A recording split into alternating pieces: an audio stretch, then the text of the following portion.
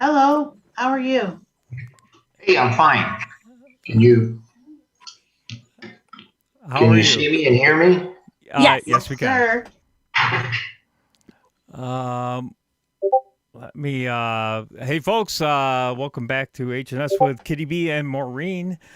It's Tuesday night. We cut our intro short because we have a special guest tonight, Mr. Bob Hammer, a Marine Corps veteran, retired after 26 years as a special agent in the Federal Bureau of Investigation, working in terrorism, gangs, child exploitation, and organized crime.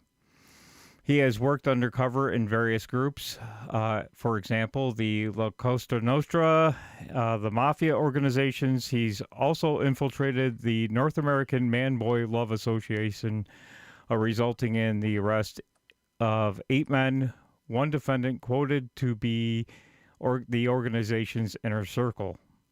Mr. Hammer, which is what we will be focusing on tonight, hopefully. Mr. Hammer has received multiple awards for distinguished service and several letters of commendation, and won the 2009 San Diego Book Awards Association for Best Memoir. If you'd like to know more about Bob Hammer, check out his website at www.bobhammer.net. It will also pop up in the chat. I did that for you tonight, so you can check out his website. And premierspeakers.com/Bob_Hammer/bio. Welcome aboard, Mr. Hammer. Hey, call me Bob. Oh, thank you. Thank you, Bob. If I call you Bill, please don't be offended. I have a friend that's Bill Hammer. So I've been doing that all day. With us tonight, we have Kitty B, which I'm sure you know. You've met her. That's why you're here tonight. And Maureen. Hello, sir. Thank you so much for joining us. Yes, I really appreciate it. This is very exciting. We've been going through things like the North Fox Island and all that.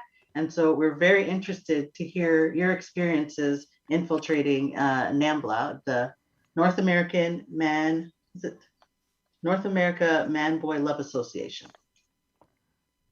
Yep. Yeah, so the investigation actually began, we were targeting an individual who had traveled over to Thailand and was arrested on child pornography charges back in Knoxville. And when they actually made the arrest and they checked his computer, they found videos and photographs on his computer of him with boys in compromising sexual positions. And it turned out that he had gone through a travel agent working out of Los Angeles that had set up these tours for, the term they use is boy lovers. That's how they refer to themselves. So the FBI wanted to take a run at this travel agent. And I was a certified undercover agent, and they asked me if I would be willing to do it. I have to, in all honesty, when they first approached me, they were talking about sex tours to Thailand.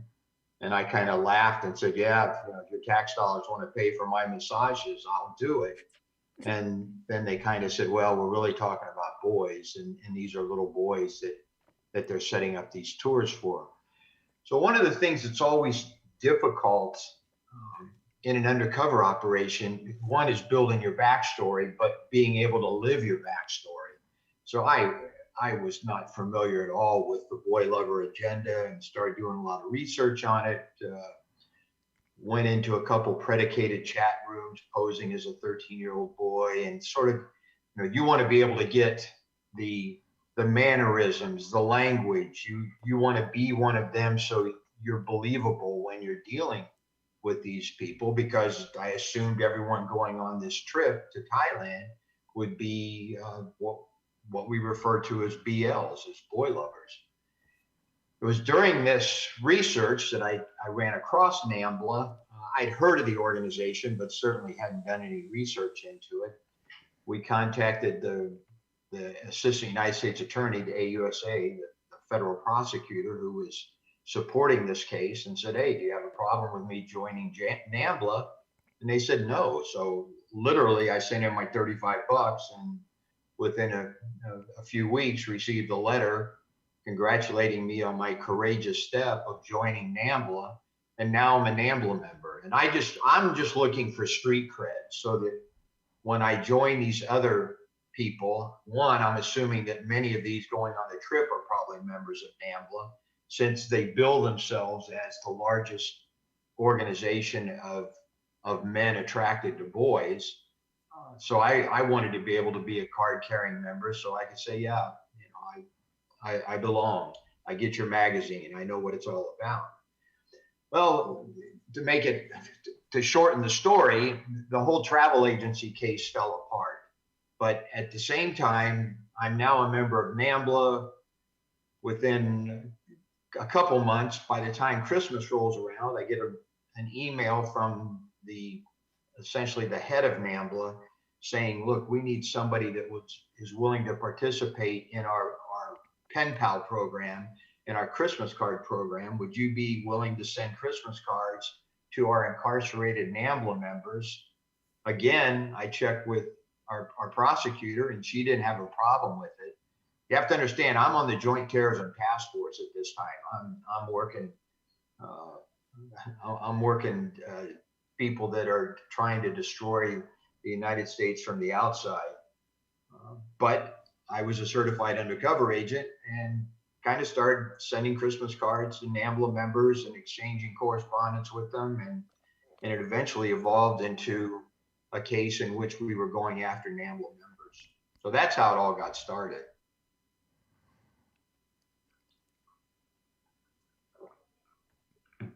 We don't want to interrupt your story. We want you to continue your story, and then if you okay. don't mind, we can ask you questions after you're finished. Yeah, I Okay. just Well, sorry. so now I'm a member of NAMBLA. I'm sending Christmas cards. I'm getting correspondence back. We decided that because we were going after the travel agent and that case fell apart, we would just take the approach, because federally we had jurisdiction. Did any of these NAMBLA members that were in prison know about other travel agents that were putting together these overseas tours? We didn't get that too much, but what I found was that the correspondence I got from them, it somewhat ran the gamut. I mean, I got letters back saying, look, I'm trying to avoid any of this. Please don't write to me again. Others were very graphic about what they had done to little boys, what they planned on doing with little boys once they got out. They went into a great deal of detail, graphic detail, about what they had been doing to children, mostly boys, but also to boys and girls. At the time, I had learned that NAMBLA was going to have one of their national conferences in San Francisco. Now, I'm in Los Angeles, so I just assumed, well, let me see if I can get to this national conference in San Francisco. I sent a letter to essentially the head of NAMBLA and said, I live on the West Coast. I'd love to go to your San Francisco conference. And I get a correspondence back saying, we're sorry, but before we can invite you, you have to be a member for 3 years and be sponsored by another member. Well, like I said, I was on the Joint Terrorism Task Force. I'm covering other leads. I'm working that. And I just sort of figured, well, this is dead in the water. But I maintained my correspondence with those in prison. I actually wrote for their magazine. They have a magazine called The Bulletin. I wrote a couple articles for The Bulletin. And lo and behold, a year later, when they were having their conference in New York City, I got an invitation. And based upon the correspondence I was having with the NAMBLA members in prison, based upon my submission of articles for their magazine, they sort of viewed me as a true believer and invited me to come back to the New York conference. And that's when it had been now probably 14, 15 months that I'd been in the organization. But this was my first real face-to-face encounter with these men. And I got to tell you, I didn't know what to expect. Contrary to what most people believe, we don't have a case on NAMBLA. We technically weren't investigating the organization. I think one of the prosecutors said it best, that NAMBLA is barnyard defecation. We're not going after the defecation. We're going after the flies that surround it. Technically, NAMBLA is a First Amendment protected organization. They have the right of assembly. They have the right to espouse their ideas. And the FBI wasn't going to do anything that would violate their First Amendment rights. But we were willing to go after the flies. We were willing to go after the members, but not the organization. So that's what our main purpose in going back to this meeting in New York was to learn a little bit more about the membership, to find out if there were any fugitive pedophiles that were back at these meetings, just to see that there was one guy from California that was part of the organization that was on the steering committee, which is their governing body. He wasn't living at his registered address. He was a registered sex offender. So we were going after, we went back there with the idea of we're just going to look at some of these individuals and not the organization as a whole. So my first time, I get back there on a Friday evening. This is a Veterans Day weekend. I'm a Marine. I'm looking forward to celebrating the Marine Corps birthday. Mm-hmm. And I'm going to be spending that weekend with a bunch of men who are sexually attracted to boys. And I laugh when I think about it. I didn't know, we didn't have photographs. There were some grainy photographs on the website or on the internet. So I knew what some of these guys looked like just because of some poor pictures, but it wasn't like the FBI had booking photographs of all these men. So I get there, we're meeting at Grand Central Station. Now, as you mentioned earlier, Phil, I've infiltrated organized crime. I've worked gangs in South Central Los Angeles. I've done gun deals with some pretty important people. I've purchased drugs from a lot of different organizations. I've never met a more a paranoid organization than NAMBLA. In fact, our first meeting was going to be at the dining concourse of Grand Central Station. They wouldn't tell us where we were actually going to meet for the weekend meetings because they were fearful of surveillance. So they wouldn't tell us until that night where the actual meetings were going to take place. But what happened, I go there to the Central Concourse, I'm walking down the ramp, I look over and I see this group of men, and my first reaction was, wow, Central Casting, send me some pedophiles. I mean, some of these guys looked exactly what I expected them to look like. But once I got in there, once I got closer, once I started talking with them, I realized that some of them were normal. I mean, you're looking at my picture. I'm about a 2 on a scale of 0 to 10, but I don't think I look like a pedophile. And what I found was that you couldn't tell. There is no checklist. There is no box that you can check off to say, oh, if he does this, this, this, and this, then he must be a boy lover and he must be a pedophile. So some of the people look normal. Some of them, like I said, looked like what my preconceived notion is of a pedophile. So the head of the organization, his name was Peter Herman. Peter Melzer was his true name. He said, look, we're going to take a tour of Times Square. And so now we're gonna walk to Times Square, looking around, pointing things out. And honest to Pete, we're getting close to the Toys R Us. And you can start to sense the excitement. You can feel, I mean, this is like going to that bowl game, to that big football game when you're walking up to the ticket booth, and you could sense this excitement in these men. And I wasn't grasping what was going on. I just knew they were getting excited. And we walk in to the Toys R Us. It's not there anymore. It's been torn down, but yeah. These men, I've been there when it was standing. They've literally ran to the railing and began watching. There was a 60-foot indoor Ferris wheel, and began watching little boys on the Ferris wheel and literally saying, oh, look at that kid in the orange shirt. Here's what I would like to do to him. Or look at that guy wearing number 13. This is what I want to do to him. And had I not been undercover, had I just been walking by as as a normal FBI agent, I probably would have thrown him over the rail.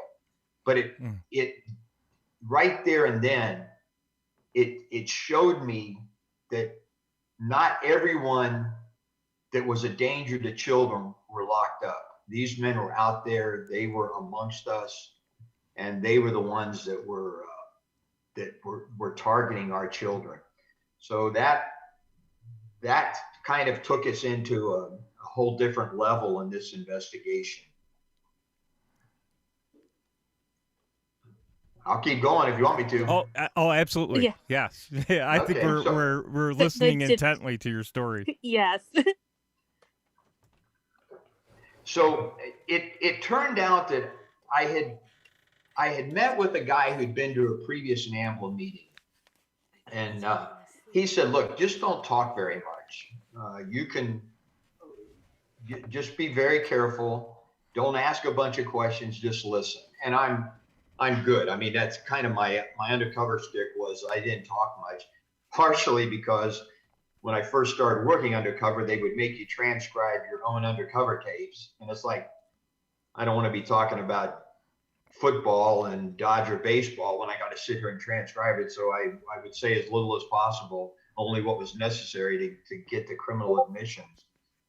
So I didn't say much. Interestingly, as the meetings began, everyone went around to introduce themselves. Peter, who headed up the meeting, said, "Look, you don't have to give your real name. You don't have to give any name. You don't have to introduce yourself if you don't feel comfortable doing it." So there were guys that later admitted to me that this isn't their real name. This is sort of their pedophile name, their boy lover name. Some of them told stories. What was interesting, again, when I say there's not a box you can check off, there were college educated people, there were illiterates, there were people that had a great deal of money, there were people that were on welfare. I mean, it ran the socioeconomic gamut.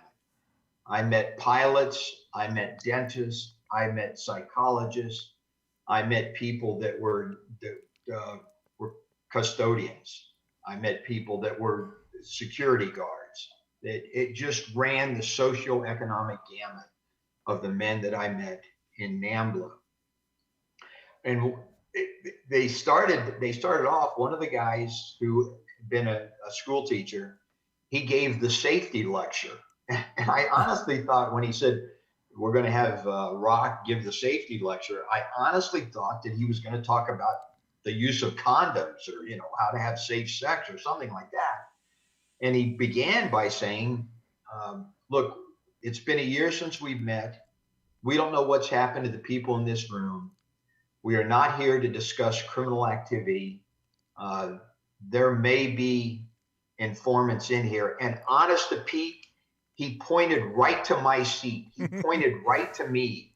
And he said, "We've had somebody sitting in that seat that turned out to be working for the other side and exposing this organization."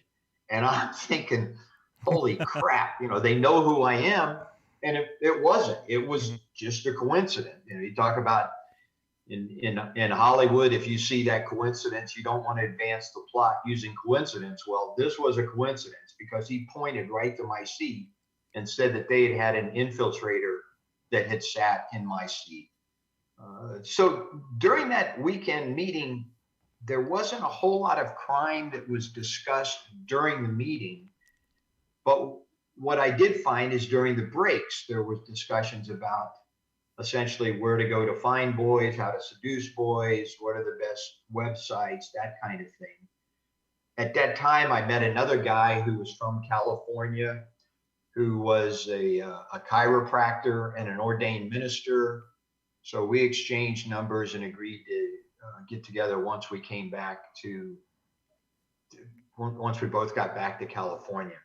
Again, there was nothing real criminal that went on. There were some criminal admissions, but in terms of talking about boys that they had seduced, but it was going to be next to impossible for us to identify who those boys were.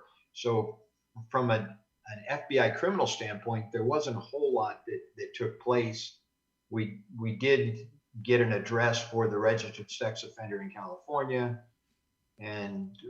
but we didn't find any fugitives there that I had been on the lookout for.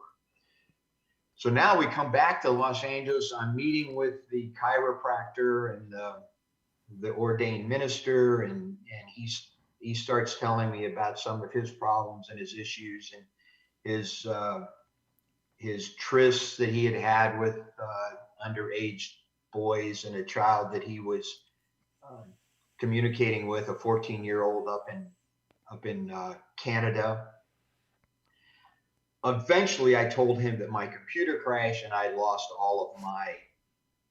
I'd end up losing all of my porn collection that I had on my computer. And I just kind of left it at that. In fact, he said, "Oh, I'm trying to go through a 12-step program to get out of this, to get out of my inclinations to go after boys. In fact, I'm trying to up my age of consent. Or my age of preference. That's a big term they use. What's your age of preference?" And I found in NAMBLA you had those that were kind of the pedophiles and the pederasts, those that wanted children before puberty and those that wanted children after puberty. And you didn't see the two mix. So if someone's age of preference was 13 or 14, he wasn't targeting 8-year-old boys. And if he was targeting 8-year-old boys, he wasn't going after the 13 or 14-year-olds.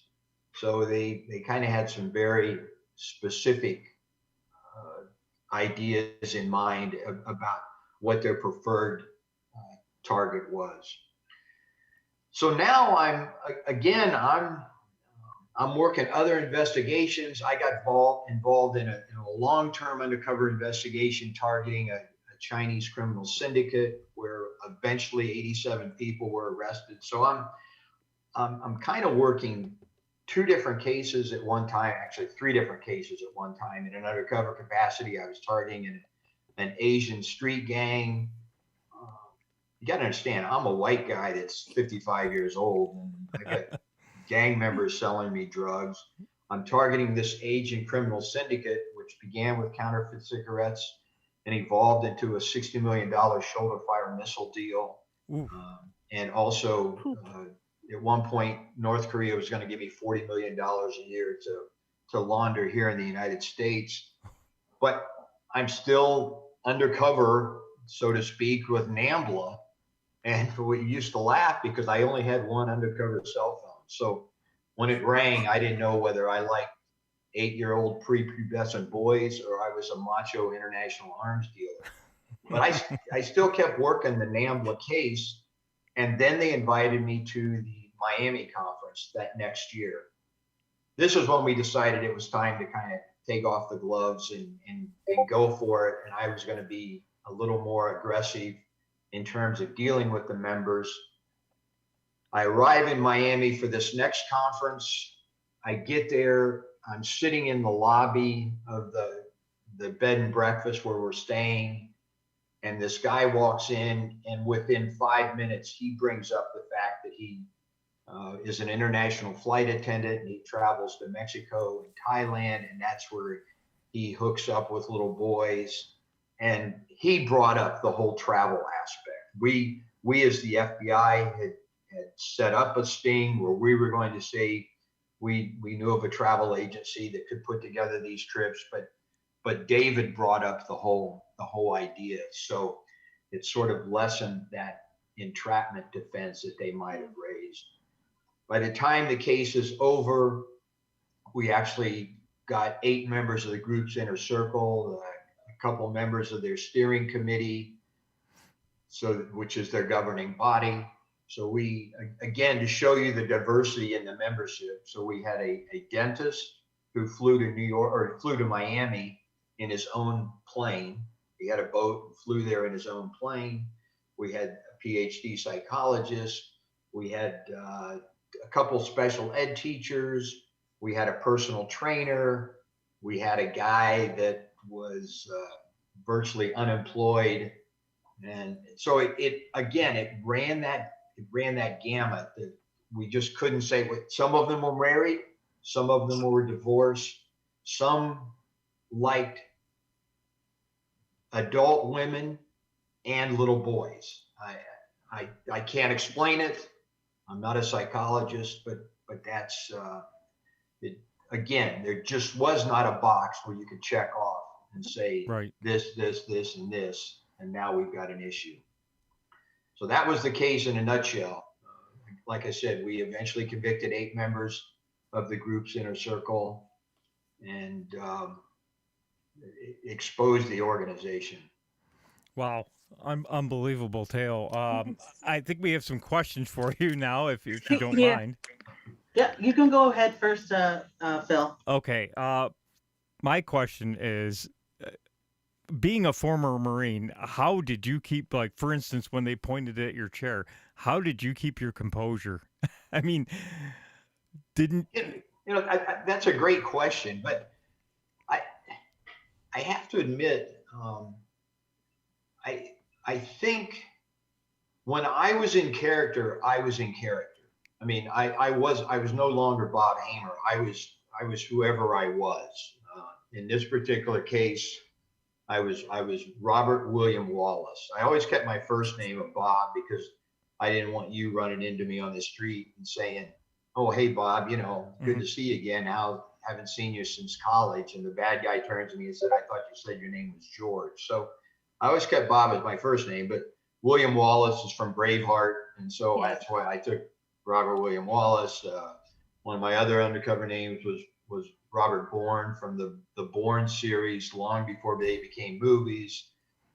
One of my other undercover names was Robert David Webb, which is, if you read the Bourne trilogies, you know that David Webb is Jason Bourne's real name. So I would have that. But when I was Bob Wallace, I was no longer Bob Hamer. I was somebody different.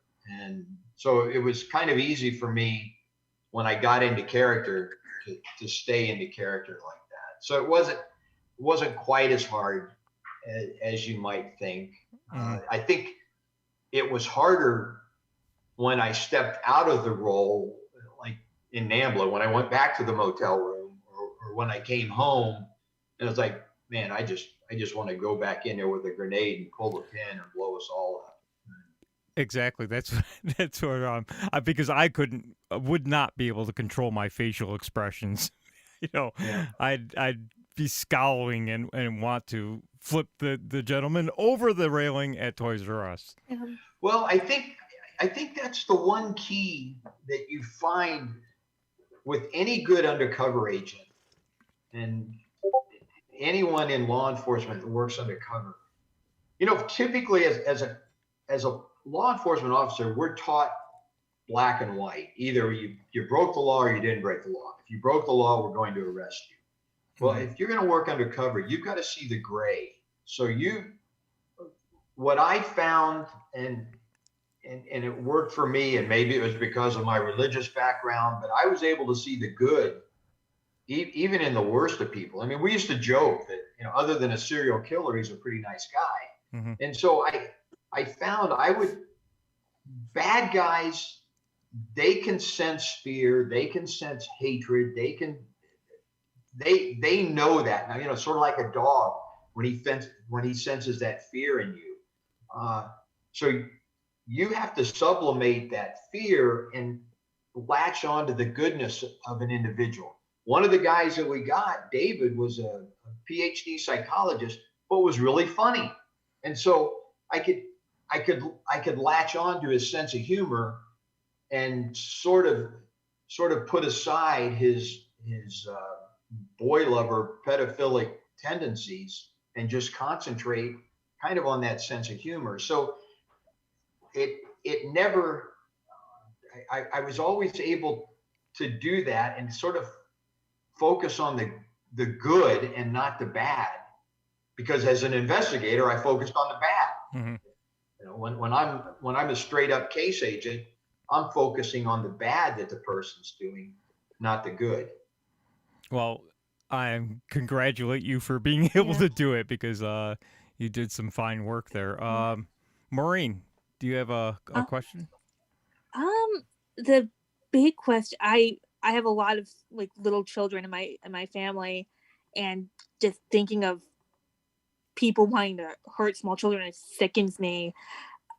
Do you think any of these prison sentences were long enough, or just in general, if you're able to answer that?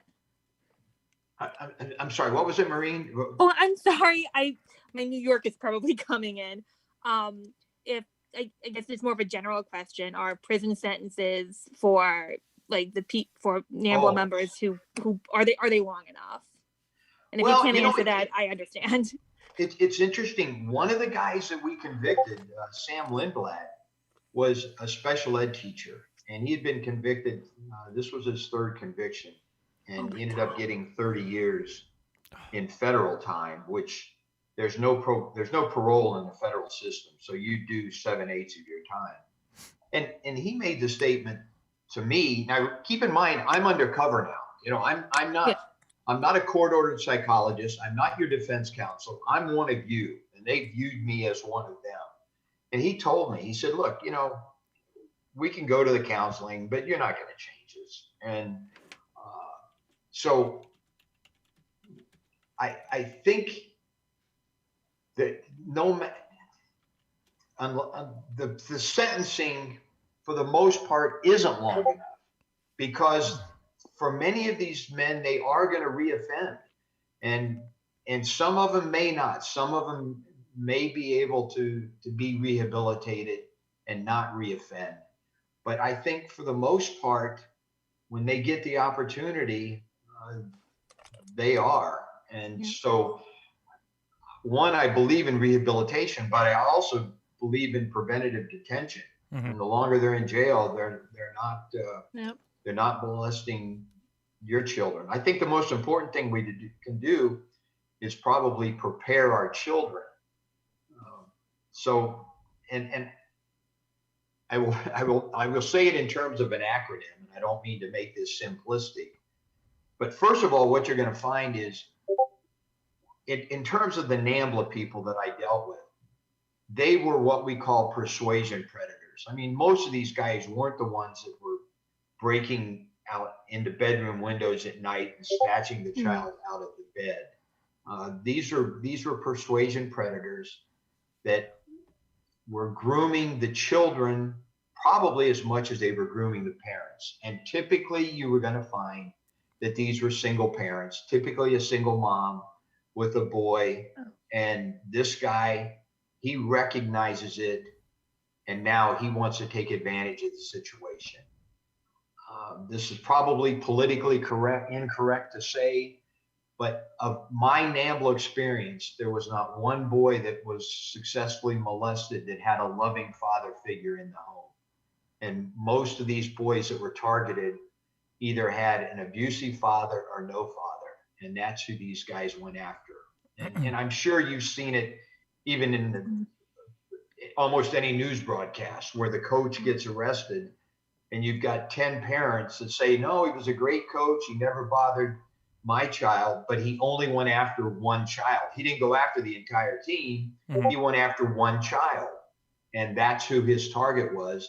And typically it's going to be because there wasn't that strong father figure in the home, and that's who they go after.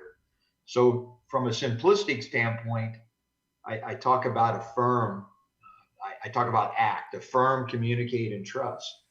And if you have a child that's affirmed, that believes he or she is worthy, is loved, is part of a loving community, is part of your family, then they're not going to be seeking this outside influence.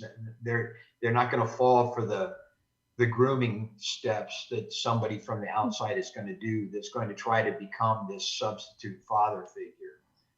Communicate, open communications. One of the big things that I found with all these NAMBLA members was, hey, this is our little secret. We could both get in trouble if they find out what we're doing. So we can't talk about this to anybody, or you're going to get in trouble, and so am I. And you don't want me to go to jail, do you? And you don't want to go to jail for what you're doing, because what we're doing, society doesn't accept. Well, if you have open communication with your kids, that they can talk to you about anything and not be afraid to talk about it, they're not going to keep that secret. They're going to tell you, hey, this guy did something wrong, and he said something, and he said this, and I want to talk to you about it. And then the other thing is trust. Sort of the old idea of Ronald Reagan when he talked about trust but verify. Mm-hmm. And I think you're going to find, and I was probably guilty of this when my children were younger as well. But look, there may be a reason why your kid doesn't want to sit on Uncle Harry's lap. And it might be Uncle Harry has bad breath, but it might be Uncle Harry has done something inappropriate, and the child doesn't know how to express it or articulate it, but he doesn't want to sit on the lap. So trust your child. Mm-hmm. Don't force him to sit on the lap. Don't force him to give the kiss. And trust your instincts. Look, most of us know when something's not right. If there's somebody out there that's making inappropriate comments about your child or other children, you sense there's something wrong. It's the Holy Spirit. It's that gut feeling. There's something there that's not right. Well, you keep an eye on that person as a result of that, and trust yourself. Don't be this, we have to be forgiving. Yep. No, but like I was just gonna say to your point of, they may not always say something, they may seem normal. I worked with someone who was arrested for inappropriate touching, and our friend group was like, there's something off about him. We can't put our finger on it. There's something wrong about him. Then he was arrested, and we're like, that's what it was. Yeah. I mean, I shouldn't be laughing, but yeah. Well, it's not quite the same, but we had a guy at our church that was really friendly to me and friendly to my kids. I was giving them candy, and I said something to my wife and to the kids, and eventually to him. Well, it turned out he wasn't a pedophile; he was a crook, and he was sidling up to me because he knew eventually he was going to get arrested, and he would hope that I would go to bat for him and say that he was, a great guy. But I think we all have that instinct that when things just don't seem right, you're probably right most of the time. Right. Kitty B, do you? Okay, so I know we're pressed for time right now, so I'm just going to ask 2 questions. My first question is, I do understand, what's his name? Corey? David Corey? His defense was that you guys, you violated his First, Fourth, and Fifth Amendment. And I know that was struck down. Was that precedent for the amendments and for privacy in his case, or was it just what was on the books already? Oh no, that case. No, they cited other cases. That wasn't the first time. Oh, okay. And I was wondering, did you ever hear the name John David Norman from any of these guys or any at all when you're infiltrating NAMBLA? No. Okay. I do have one question from the chat, if you don't mind. They were wondering if any of them ever tried to come after you from NAMBLA. No, not physically. I mean, I've had they filed affidavits against me. The organization filed affidavits. They didn't sue me civilly, but filed affidavits that I had violated the organization's First Amendment rights because of the right of assembly and all that. So from the NAMBLA members, no. I'm actually kind of surprised. It's as you mentioned, I do have a website, so I do. I've written a couple books, and in the first book, one of the Amazon reviews was a 1-star review, and I recognized the name as being one of the aliases of a NAMBLA member, but Amazon didn't want to remove the 1-star review, so it's like, Are you ever concerned that, down the road that, because, obviously they had what, 300 plus members? Yeah, no, no, not really. I mean, I'm not trying to be cavalier, but it's like I'm kind of bored now. I wish somebody would come after me just to give me something to do. Yeah. They're so secretive. It's almost like you don't know how dangerous they are because they're so secretive. Yeah. Yeah, the organization it still exists, but it is weak. They don't even, to my knowledge, they don't even meet anymore because of their fear of infiltration. There's still an existence on the a website existence, but Mhm. I've been told they don't even meet.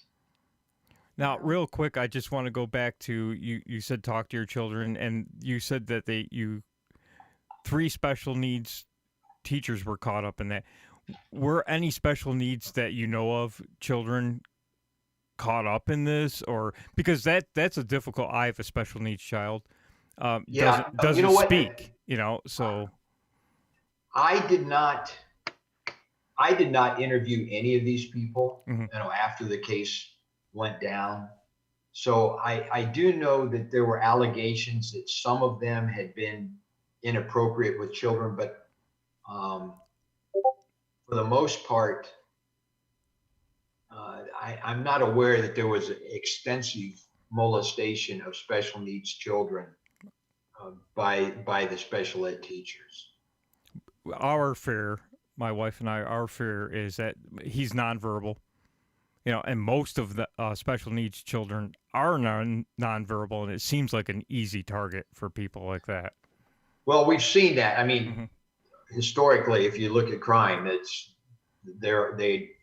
they have targeted special needs children because uh, they probably aren't able to communicate as much as maybe other children, uh, or just are more vulnerable in a position because you've got a special ed teacher that's by themselves. I think you're seeing more and more the schools and the churches, they're waking up to this, that Mm-hmm. you just can't have one man alone with one child or one teacher alone with one child. So it's always got to at least be two people that take the child to the bathroom or something like that. But that doesn't say that it's not happening. Obviously, there are still children. My bigger concern right now is this movement that's out there to legitimize pedophilia.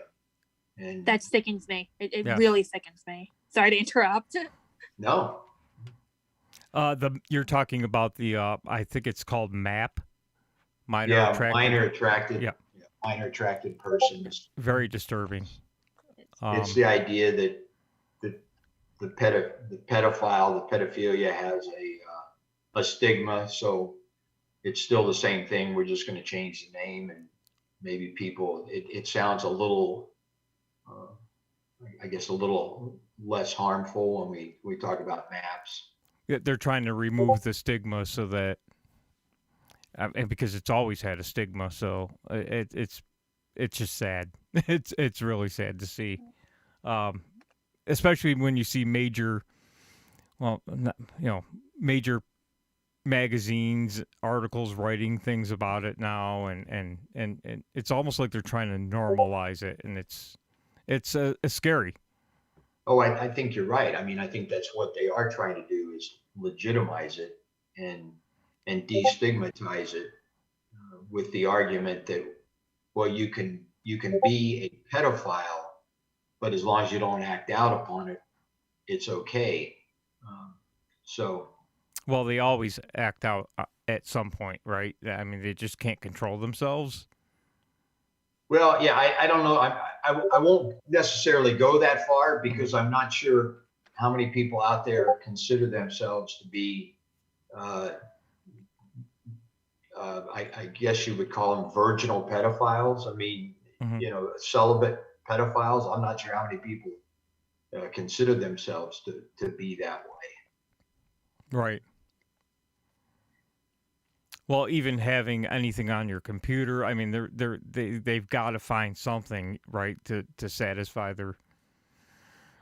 It's excuse me, this Yeah, is just a terrible thing to it's talk anger about. inducing. Yes. Well, thank you, Bob, for your time. I think we're out of time. Yeah. No, thanks for having me. I appreciate it. Yes, thank you so much for doing Thank you this. for I coming. really appreciate it. Yes, very, very interesting story.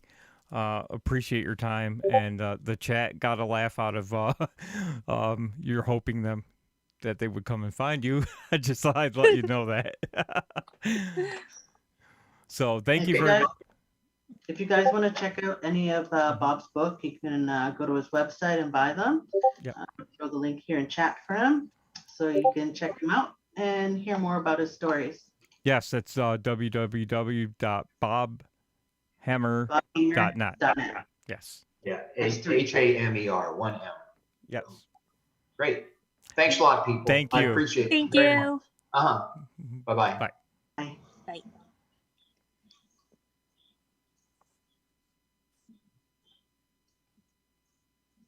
That was awesome. Okay. Yes. Yep. That was so awesome. It's so nice. Yeah. Yes. The rest of the show, I put the link for the playlist in chat. Okay. That's the last link, and you can start with this. Oh, I guess you can start with the first video. The UK speech. Yes. Okay. All right. This is talking about informing the public about NAMBLA. Yes, and again, if Bob goes back and ever finds this on YouTube, or because we're on YouTube, Twitch, Odyssey, and D Live tonight, if Bob ever goes back and watches, really appreciate Kitty for getting him on and for him telling his story. I'm glad we let him run through the whole story. Yeah. Instead of interrupting him with questions until at the, saving the questions at the end, I think was the best thing to do. Yep. And CK for your question. Yeah. I just keep listening to him talk about why they were meeting at the concourse at first. Mm-hmm. Because for those of you who never been to Grand Central, the dining concourse is below ground level. It's huge. It's long. There's so many different cafes and restaurants to pick from, and it's loud. So it's very hard to be overheard. So that wasn't done on purpose. And when the Toys R Us was in Times Square, like he said, there was a huge indoor Ferris wheel that was like 3 stories high. Yep. And when they talk about leaning over the railing, they were leaning over the topmost railing, and it was 2 floors down. Imagine if you were there with your kid at the time, and these guys were there talking about your kid.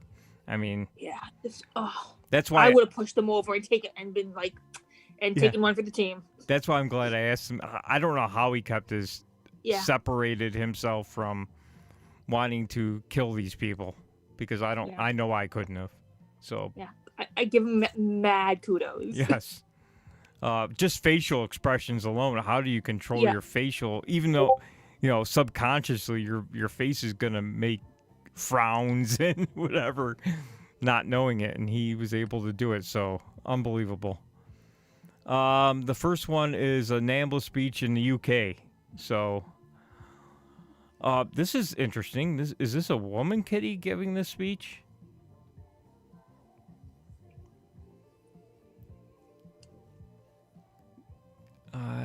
Did we lose Kitty?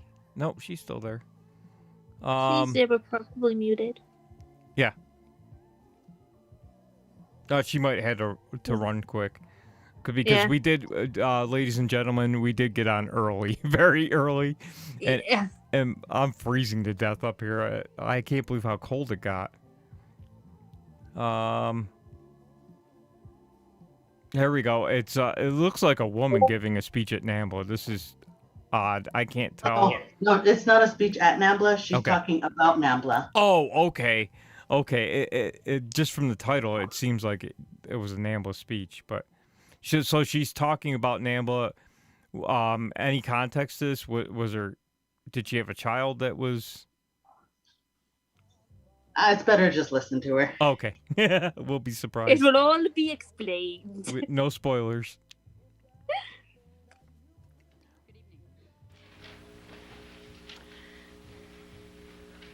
Sex by 8, or it's too late. That's not the unspoken thought of the adolescent boy who wants to seduce his girlfriend before her parents get home. It's got nothing to do with 8 p.m. Sex by 8, or it's too late, is the motto for the North American Man-Boy Love Association, or NAMBLA. And they mean 8 years old. Now, most of you probably never heard of NAMBLA. I know I hadn't until recently. But that old adage of what you don't know won't hurt you is far from the truth in this case. In fact, by the time I'm finished speaking with you, I think you'll agree with me that NAMBLA is a parent and child's worst nightmare. I first stumbled onto NAMBLA while watching late-night television. And as a mother, a Christian, and simply a person with a healthy mind, I became outraged when I heard about this group of organized pedophiles. A pedophile is a person whose object of sexual desire is a child. Well, my outrage spurred me on to become more educated about NAMBLA, and I feel it's imperative that you learn about them too. So tonight, I'm going to talk about 3 important points on NAMBLA. I'm going to talk about who they are, how they go about accomplishing their goals, and how they've influenced the way society thinks. And this is perfect because I did have somebody ask me, why are you guys covering that?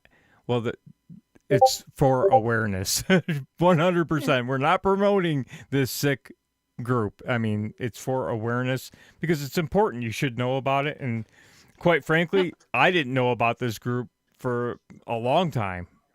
And on top of that, there's people in the government that are, they're supporting these people. And we'll see a clip eventually on Sean Hannity where he talks about that too. And we just heard Mr. Hemmer say the same thing. He's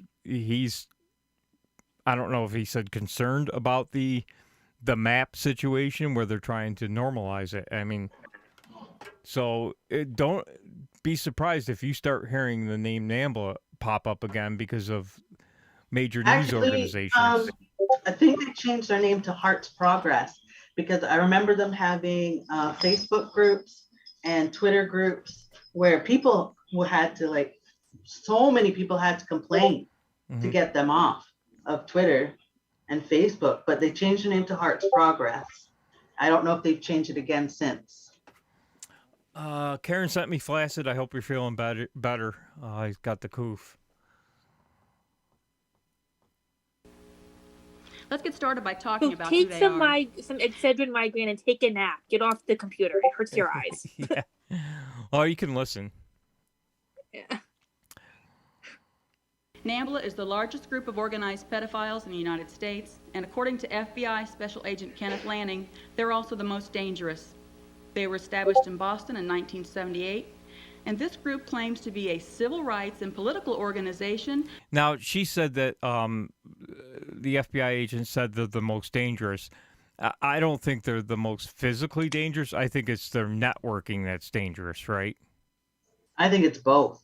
Okay. And one of the founders, he was a pastor, and he was found guilty of raping a boy, but there was 2 other boys that claimed that he had raped them too. Now, one of them couldn't recall at the stand when they were an adult at the time.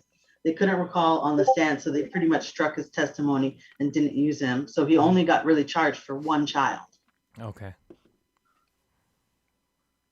Who advocate what they call consensual intergenerational relationships. In other words, they advocate men having sex with little boys. NAMBLA's in Washington lobbying to do away with the legal age for consensual sex. They feel like they're an oppressed minority whose civil rights have been infringed upon, not a group of perverts who want to abuse innocent children. They're trying to convince the public that it's healthy and psychologically beneficial for a boy to have sex with a man. And do you know what the scary part is? Some of our elected officials and professional educators are showing some. I'm sorry, what's that, Kitty? Isn't that what Milo said? Did he say that? He did. He did say it on a news in an interview that him being raped by a priest was actually a good thing for him. And he went back on it after he got a lot of like outrage and stuff. But yes, he did say it, and I will find that clip. And now he's not gay anymore. I guess.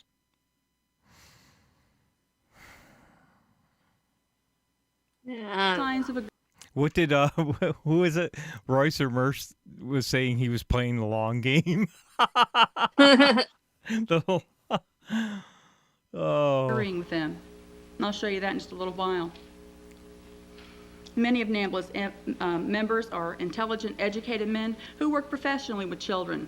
Therefore, they have easier access to your sons and mine. Mm-hmm. For example, the editor of their monthly newsletter is a public school teacher in New York. His name's Peter Melzer, and he's published an article entitled "In Praise of the Penises," or quote, "How to Make That Special Boy Feel Good."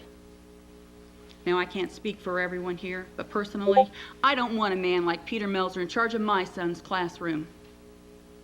Although NAMBLA claims they support youth liberation and empowerment of young people, a drug and alcohol counselor for the New Hampshire State Department of Corrections knows differently. His name's Floyd Jositis, and he infiltrated NAMBLA and said that children were being abducted and used from one pedophile house to another all across the country.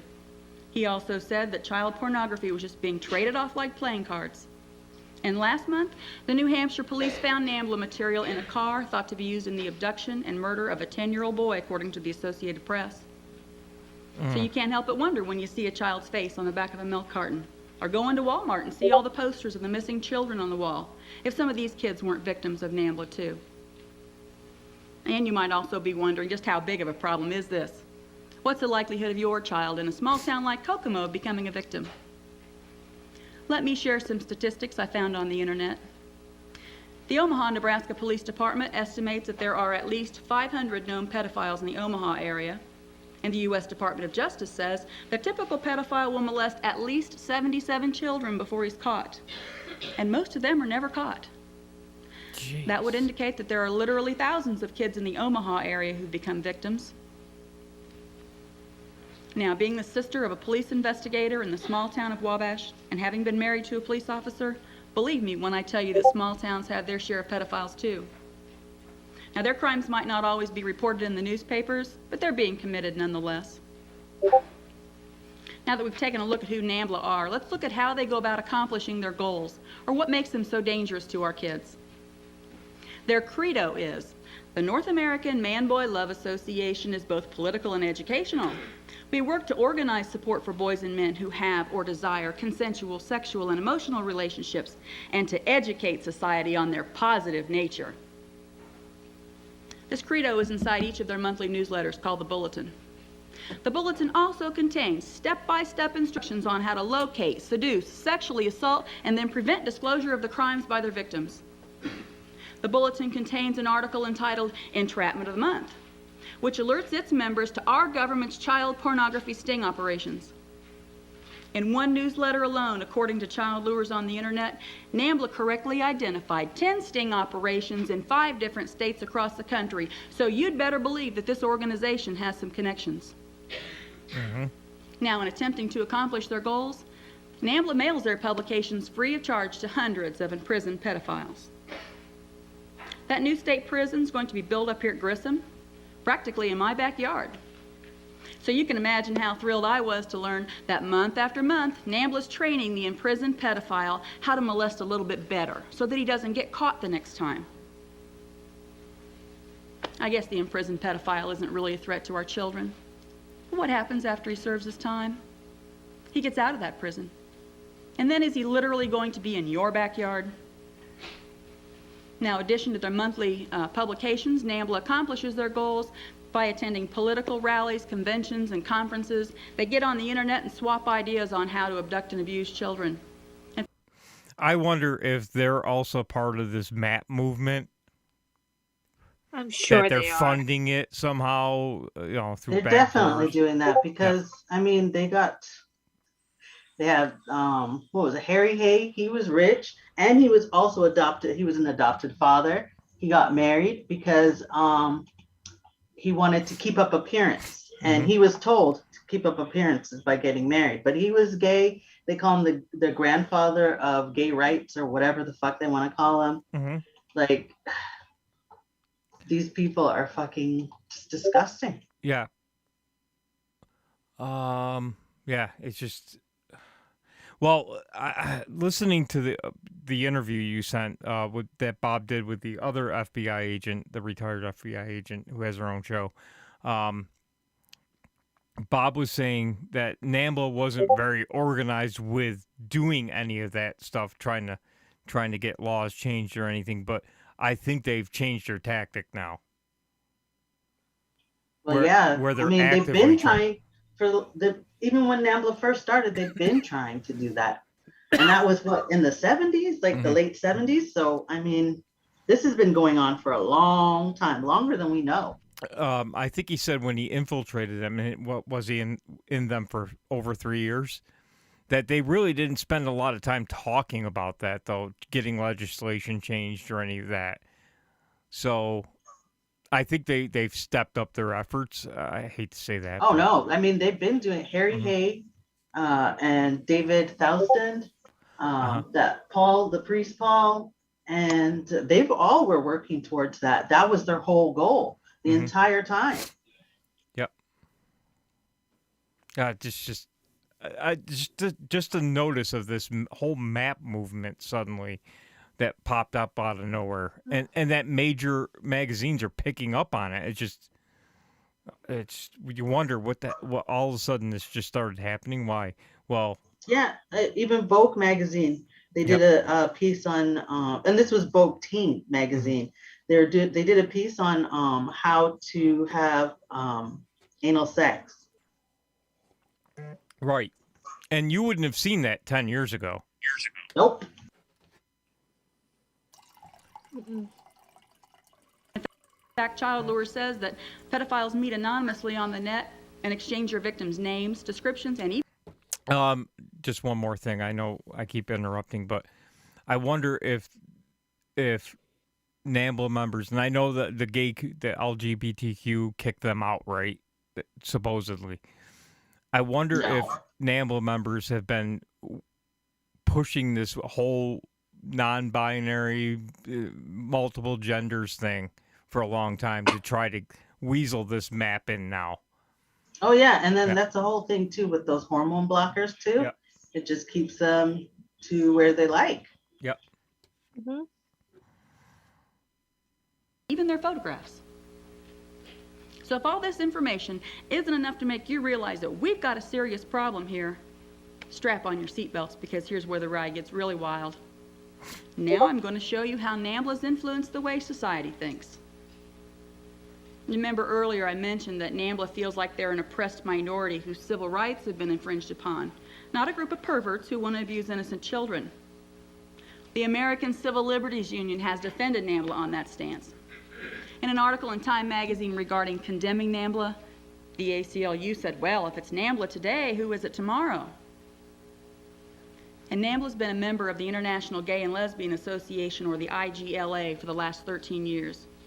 In 1994, the United Nations, with support of the United States, moved to provide funds and legitimacy to their agenda by granting official consultant status to the IGLA, according to a 1994 edition of Human Events. And earlier I mentioned that some of our professional educators are showing signs of agreeing with NAMBLA.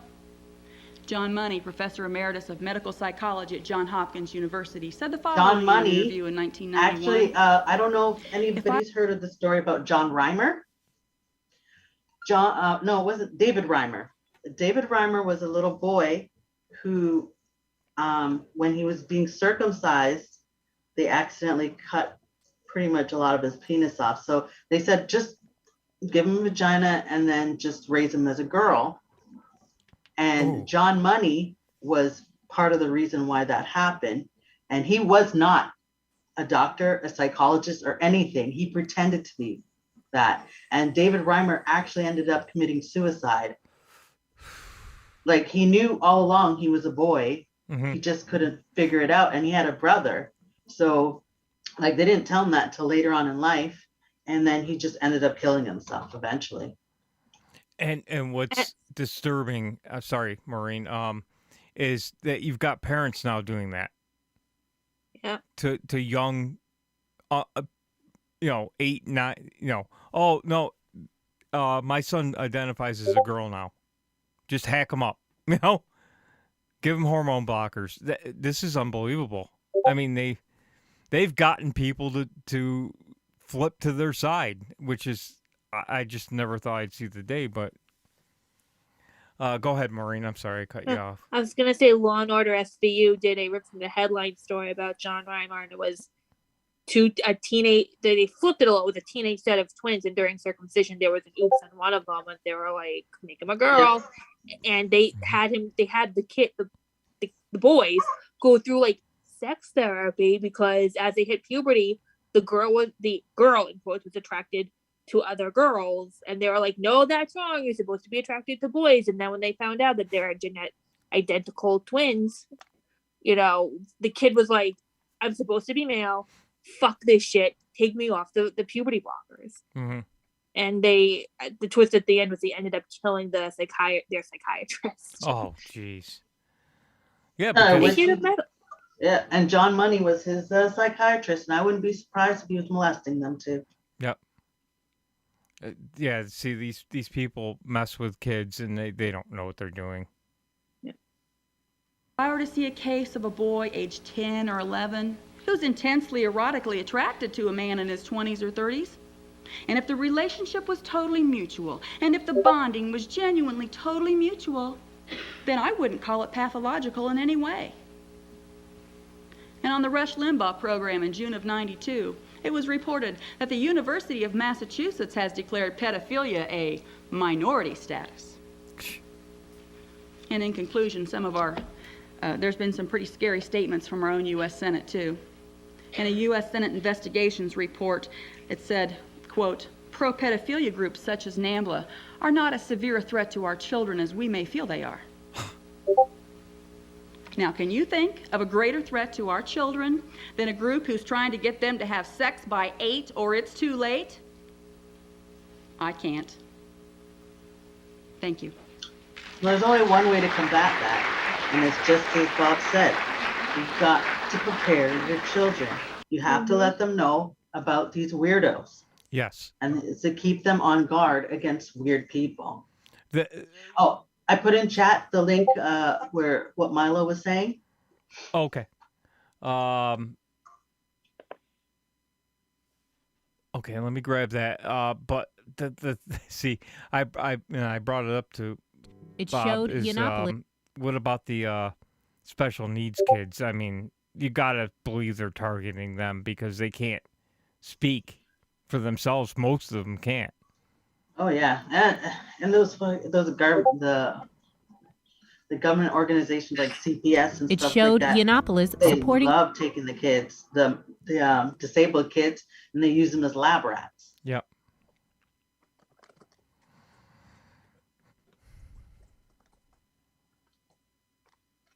I put it right at the timestamp where she quotes what he says and says where you can find it.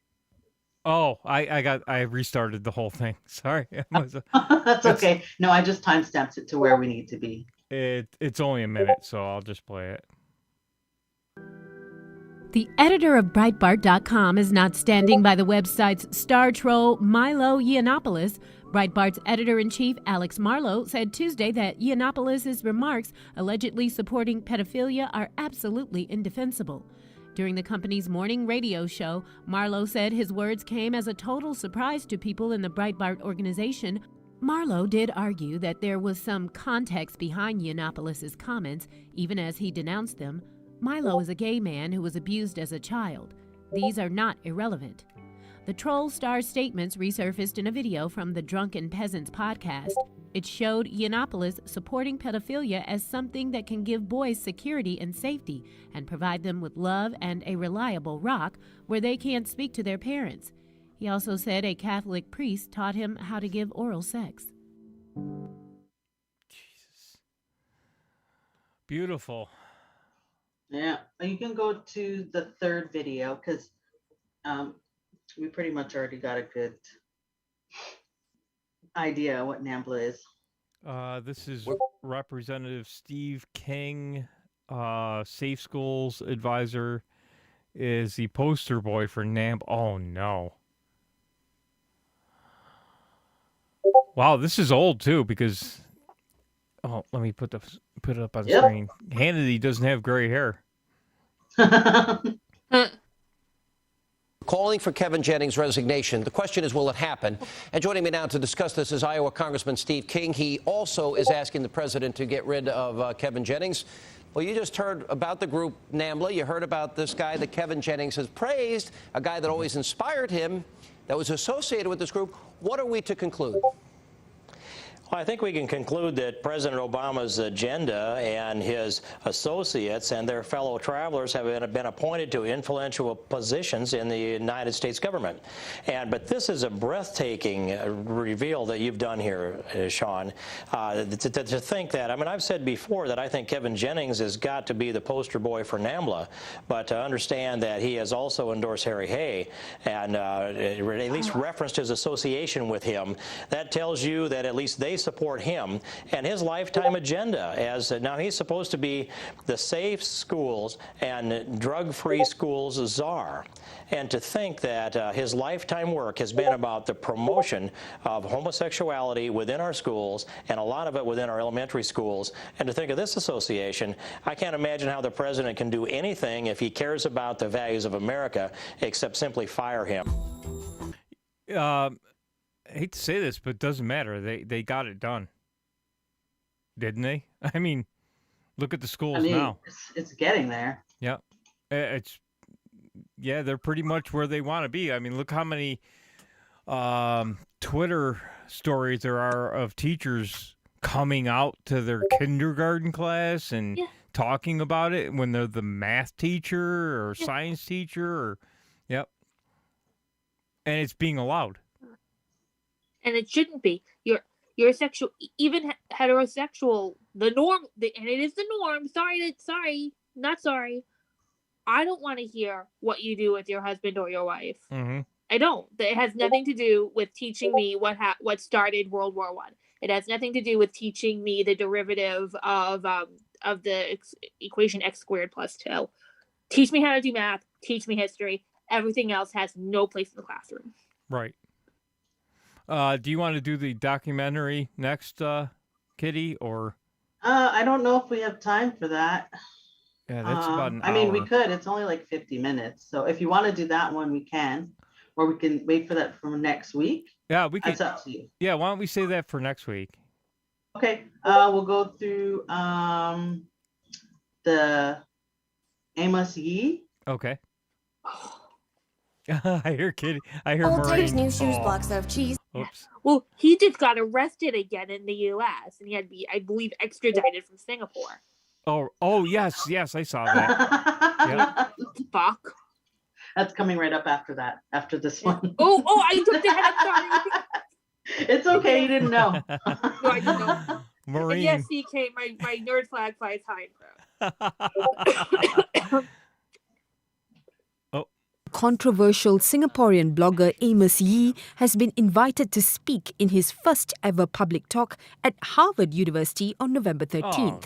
Posting on his YouTube account, Yee said the event entitled Jailed for Dissent, an open conversation with Amos Yee, would be open to the public. Yeah, I'm not kidding. Apparently some people from Harvard are so impressed by my work of bashing the Singapore government and the Quran and getting arrested for that they invited me to give a talk at Harvard. Harvard booked a completely free hotel and plane ticket for me. According to Yee, the talk organized by the Harvard College Open Campus Initiative will be mostly a question and answer format, which allows him to have a two-way conversation with the attendees. He made headlines when he was charged in Singapore in 2015 for engaging in religious hate speech and for publishing an obscene image of former Prime Minister Lee Kuan Yew. He was eventually convicted and given a 4-week jail sentence. Last year, Yee travelled to Chicago in December seeking political asylum and was routinely detained. Although he was granted asylum, Yi ended up being in detention for 9 months after the Department of Homeland Security contested that he should be kept in detention for the duration of the legal proceedings. So we're importing the pedophiles. Awesome. Yep. Kitty, does that video give the backstory of Amos Yee? No, I didn't really want to go too much into him because I mean, everybody pretty much knows about him, and it wasn't really that important. I just wanted to show him and then show the next video that's coming out. No, because I just don't know how many new people are in the chat who've actually never heard of him and never heard of Oh, we could cover him on another day. Yeah, like the boys, Royce and Mark used to cover him in the early days of ROTC. Oh yeah. Singaporean blogger Amos Yee was indicted by an Illinois court in the United States on Wednesday and formally charged with solicitation and possession of child pornography. The 20-year-old was represented by a public defender assigned to him by the court. Yee allegedly exchanged nude photos and thousands of messages with a 14-year-old Texas girl between April and July last year while in Chicago. Looks like a Dobo Jesse with long hair. It was reported that the girl had repeated... And he's Asian, and I'm not even going to make it a Frozen joke here. Frozen, that's not you, right? Kitty did it, not me. Frozen. Oh, Victor was saying, and I totally forgot to say this, but Victor was saying you should play that sound clip when Bob was on FBI, open up. Oh, that would have been funny. It seemed like he had a sense of humor too. Yeah.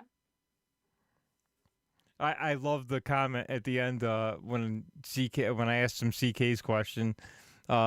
He said, "I've got nothing better to do." I hope they come. I'm bored. Yeah, I'm bored. I hope they come looking for me. Lee brought up her age in messages with Yee on WhatsApp. After their relationship soured, the girl reached out to a group called Interested in Exposing Pedophiles, and Homeland Security officials were notified. His bail was set at $1 million and he was banned from using the internet while awaiting trial. Yee, who was jailed twice in Singapore in 2015 and 2016 for wounding religious feelings, was granted asylum in the US in 2017 and he has been living in Chicago since then. If convicted of these child pornography charges, Yee's asylum status could be revoked and he could be deported. He will next appear on November 18 for an arraignment, a court proceeding where he will be formally advised of the charges against him and asked to enter a plea to these charges. Jeez. I hope he gets deported. His asylum's revoked. Yeah. See, no, I thought he was back in Singapore. And then he was grooming from Singapore and had to have his ass hauled back here. Oh, really? So he ran to Singapore after trying to get asylum here?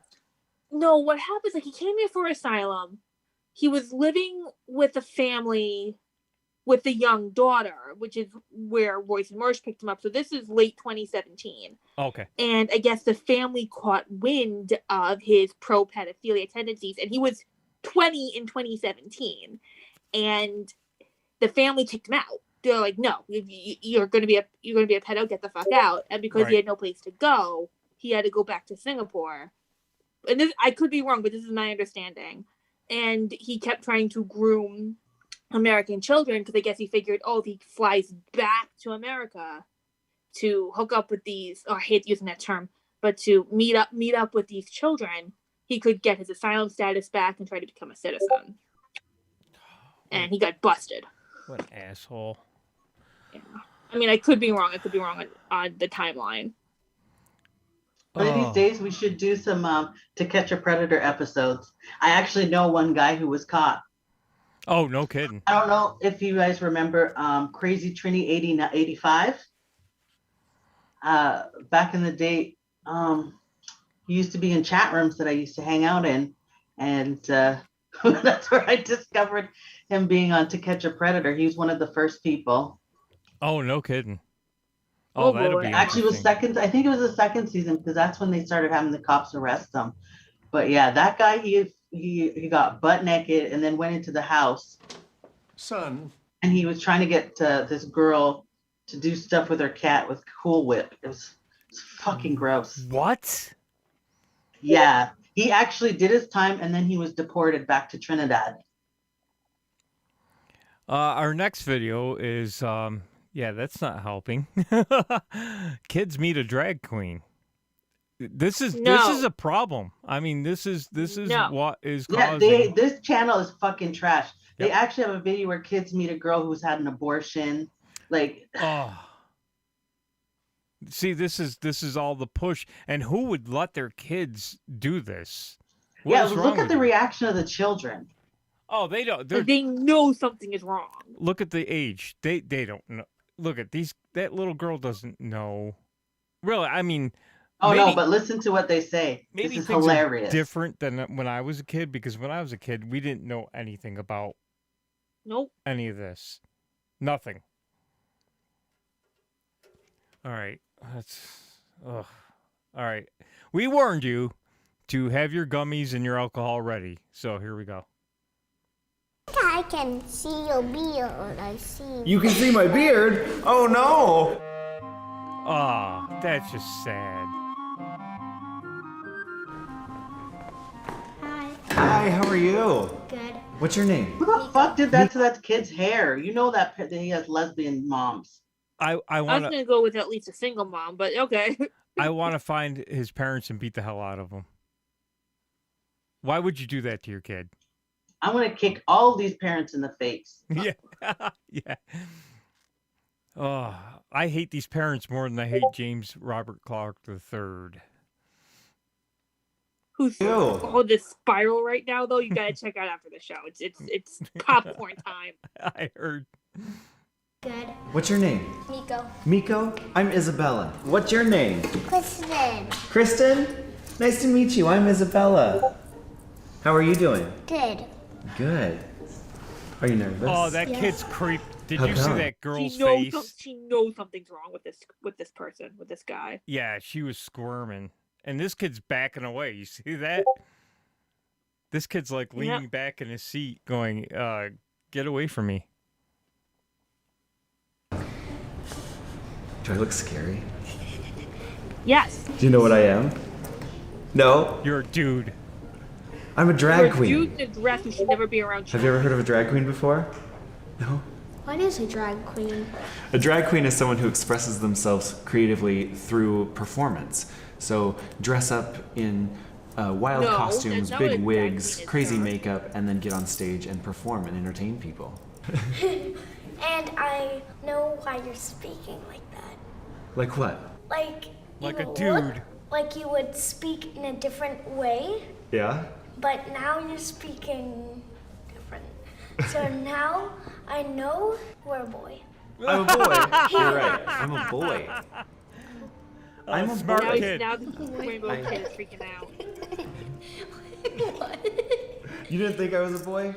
I've been thinking. You thought I was a girl? I've been thinking. No, I'm a you're boy. How do you feel about that? A little bit weirded out, but like a little interesting. Interesting? It's a lot to think about. Do you always dress up as a girl? Not always, only when I'm performing. I usually live most of my life in jeans poor and little a girl t-shirt does and not a wanna be backwards there. ball cap. No, she doesn't. That's really cool. So I bet you the parents did this for a I check. am. Yeah, of course they did. They told her to ask that question. There's no way that little girl, are you gay? She's too young. Yeah. Unless the parents are over the top talking about it, but She's Asian, so I'm pretty sure her parents talk shit about gay people. yeah. Yeah, when I was a kid, I play Smirkwe. Oh yeah, I remember at one time there was this man, this gay man who worked at my mom's job, and he would always talk about how handsome my father was, and so my mom would tease my dad all the time, and my dad was getting really pissed, and he was like, "I'm gonna start bringing my machete." He was gonna start bringing this machete when he picked my mom up from work because he did not like gay people at all.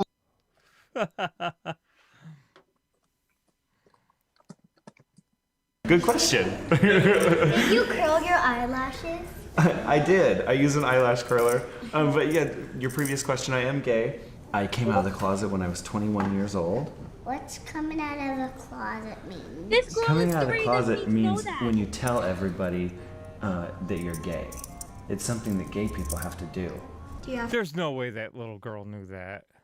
I mean, She couldn't register that. She doesn't even know what gay is. no. She's so little. She's 3.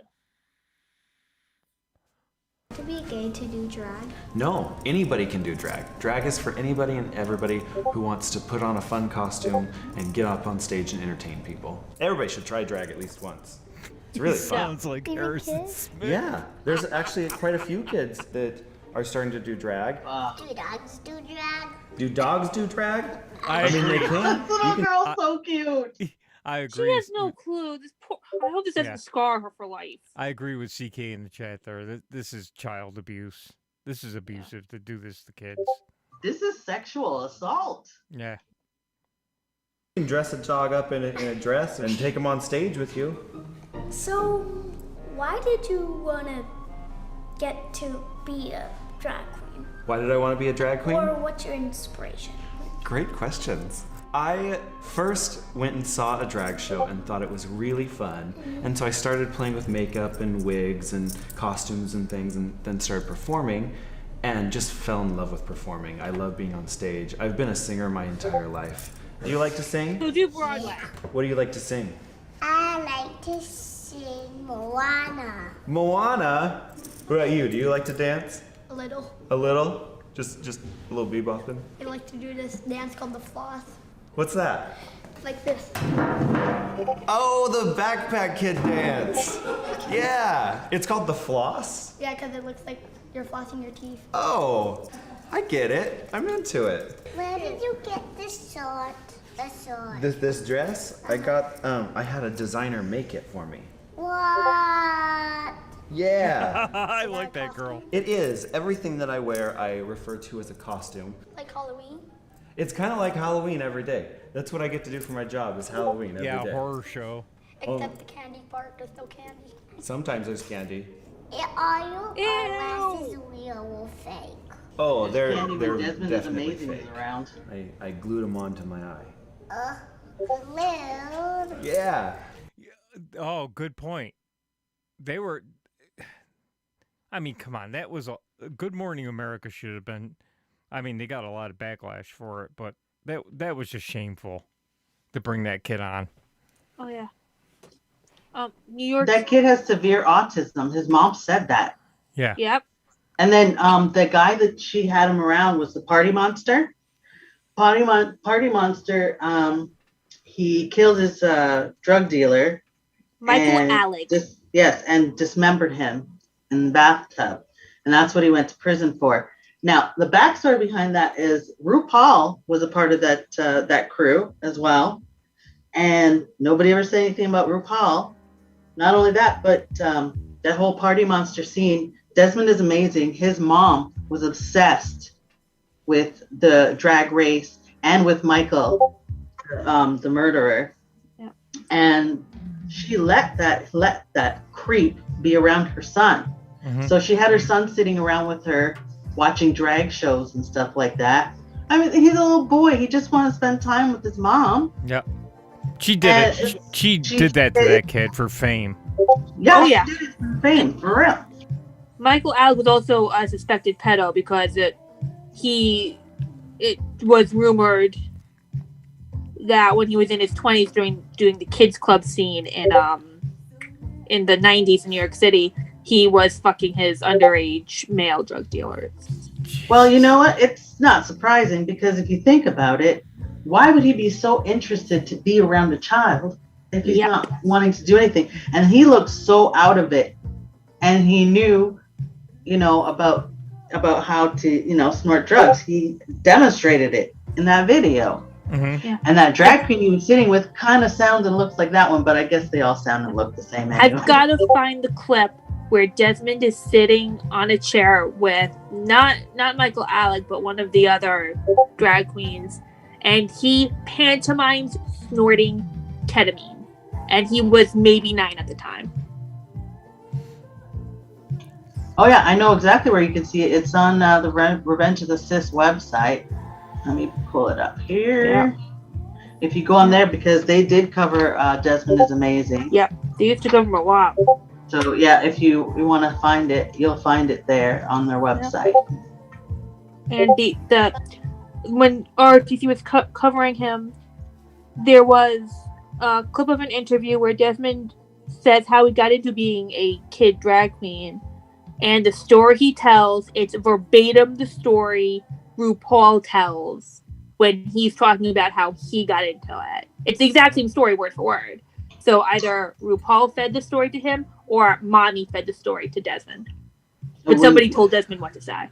Of course, I'm pretty sure his mom coached him and told him to do whatever they wanted. Yep. It's disgusting and it's child abuse. Yep.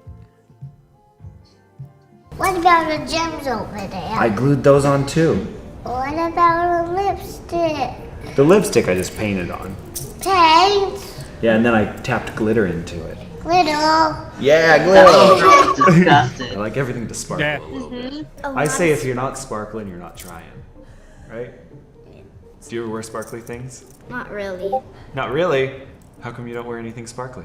Because I'm a boy. think some people at school make fun of me. Well, those people, their opinions aren't important. Do people ever make fun of you?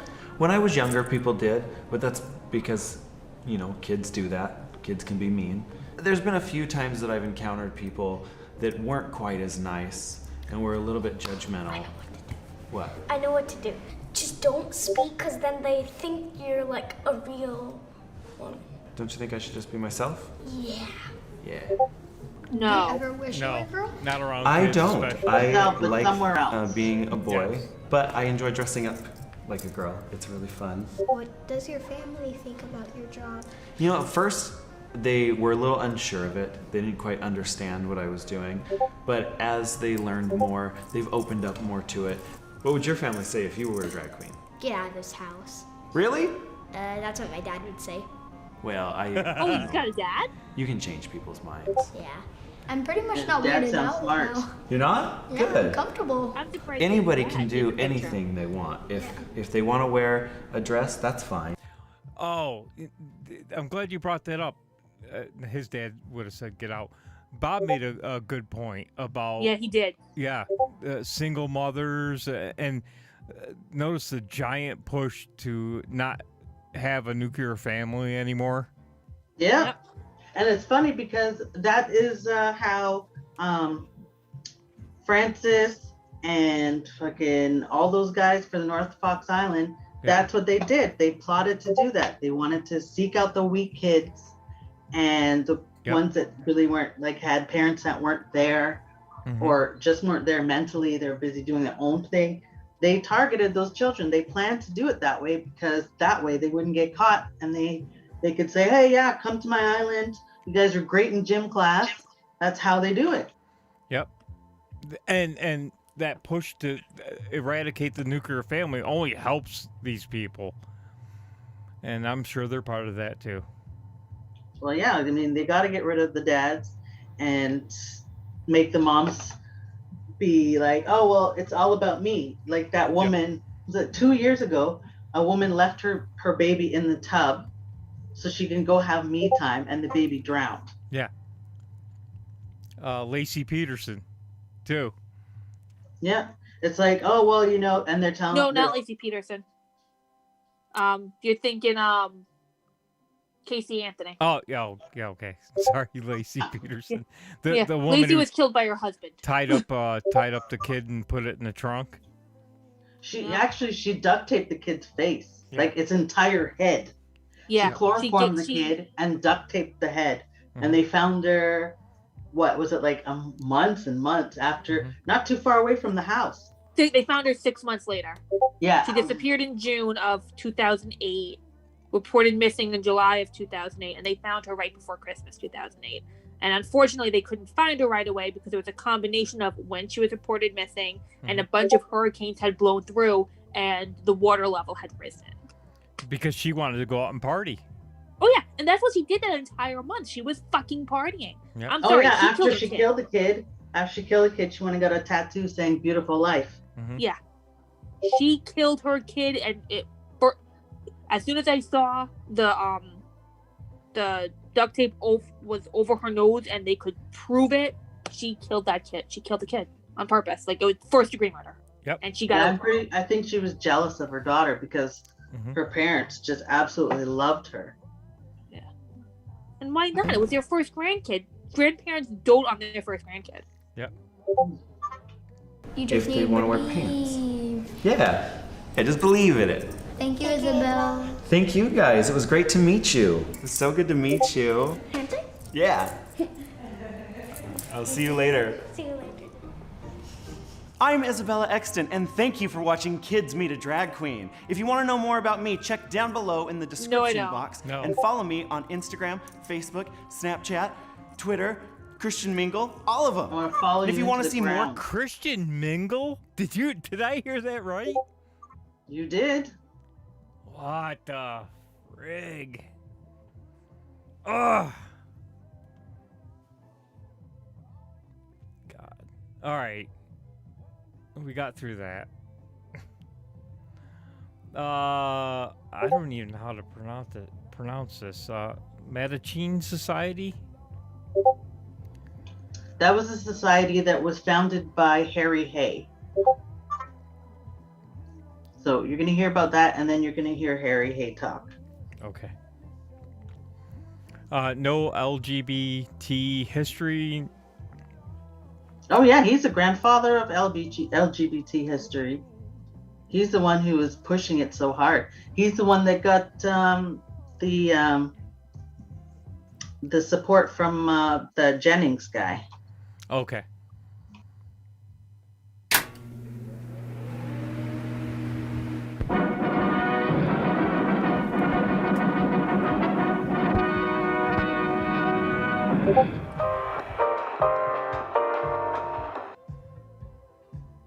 Oh, why is it doing that?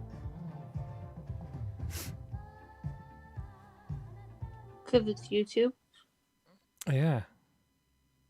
All right, there we go.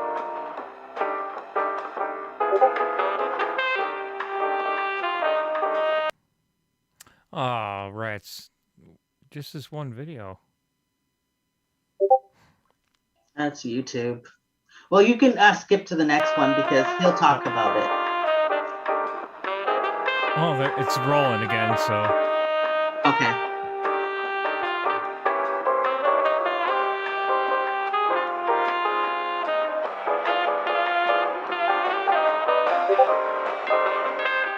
Well, you could ring the doorbell and walk into a gay time warp, an incredible private gay party in the Hollywood Hills. And they were warped all right. They were having a fantastic time. It was hilarious.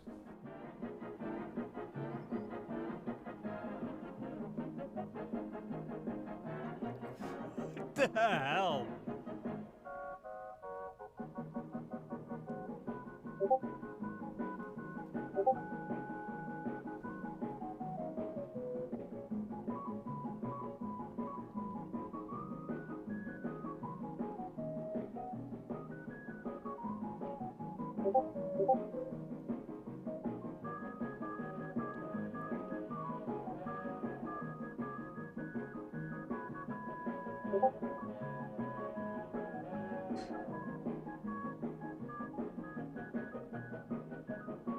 It's like a scene out of that movie Victor showed us.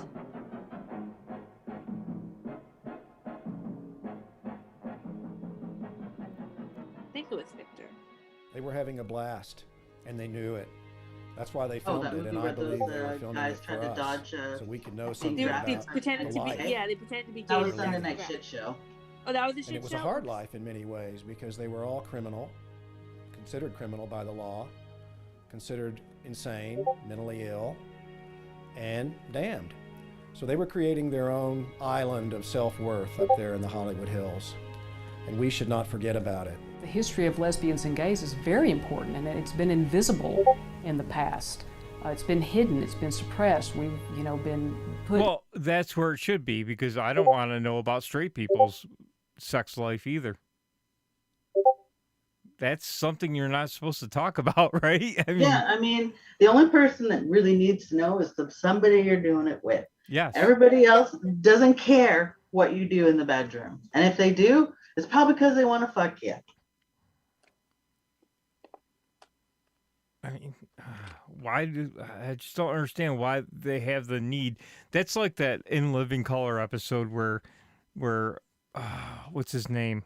Jim Carrey Jim comes out as Carrey. gay, and they're like, "Do whatever you want." Yeah, well, all the time. He's at the He's in line at the fast food restaurant. fast food. going, Yeah, I'm Yeah. gay. You know, and everybody's like looking at him, going, "Yeah, why are you telling don't us care. that? Yeah, go We, away." we don't care. We want our food. Yeah. In the shadows. And I think that it's very important now that all that history comes out of the shadows. We can't let them take our history. We can't let them erase our history. We can't let them drown us in alternative facts or fake news. They're wanting to take us back, to control us, to put us back in the closets, put us back in the shadows again. And it's very important that people know the history of gay and lesbians to where that does not happen. No, it's not important. What happened to having the right to not give a fuck? What happened to that? Yeah. I mean, I don't. Do what you want in private. Just don't fucking touch my kids. That's all. What two consenting adults do in the privacy of their own home is none of my goddamn business. I mean, I'd agree with it, but it's none of my goddamn business. I just don't know And why. I'm not going to judge you or tell you no. I Just can't don't touch understand why kids. the gay community, the LGBTQ whatever, feels the need that we all have to know what they're doing. Why? Why? Why do I have to know what the hell you're doing? Starving for attention. It's like when they come out to their parents, it's like they already know. It's like, okay, and what?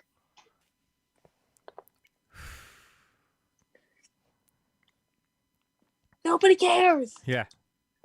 Yeah, yes, son, I know. When you went out for field hockey instead of football, I knew there was something going on.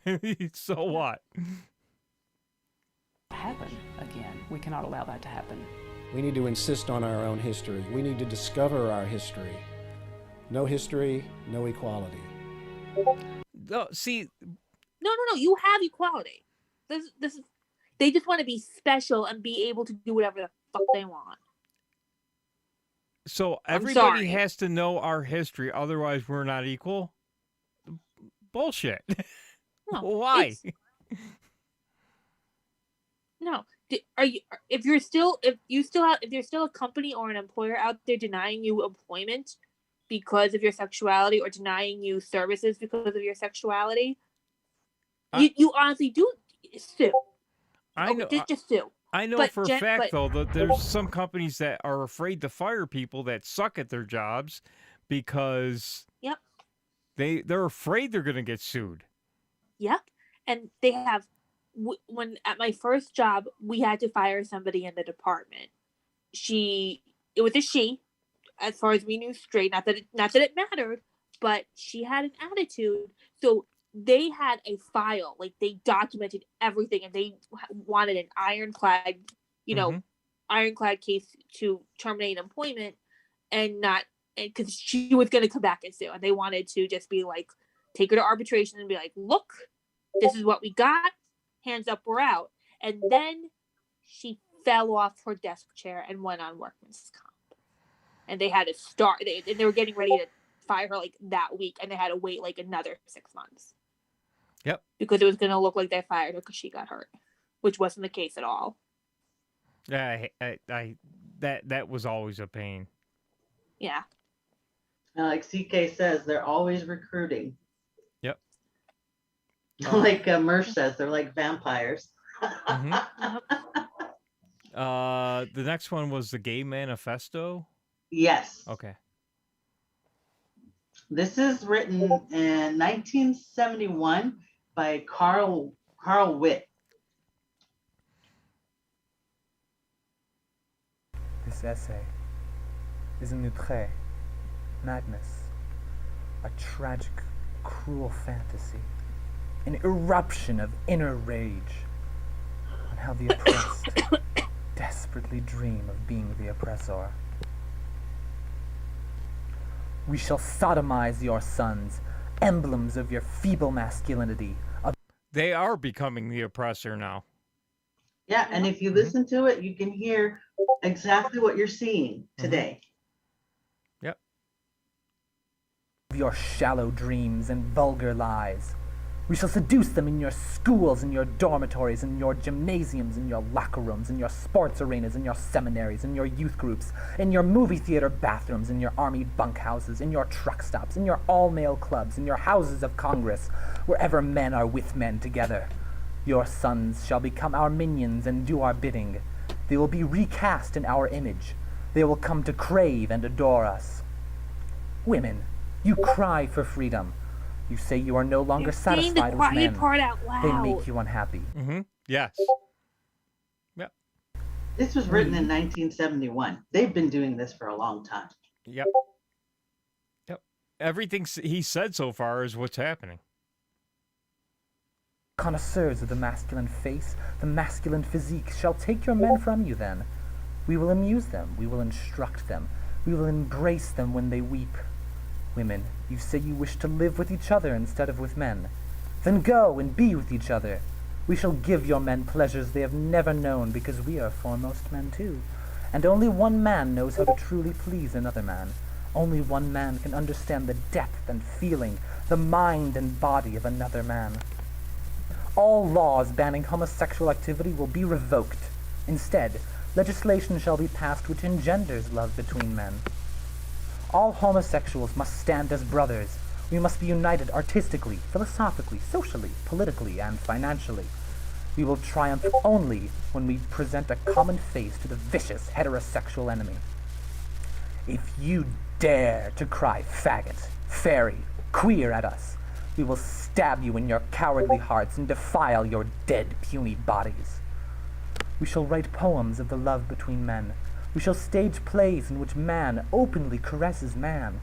We shall make films about the love between heroic men, which will replace the cheap, superficial, sentimental, insipid, juvenile, heterosexual infatuations presently dominating your cinema screens.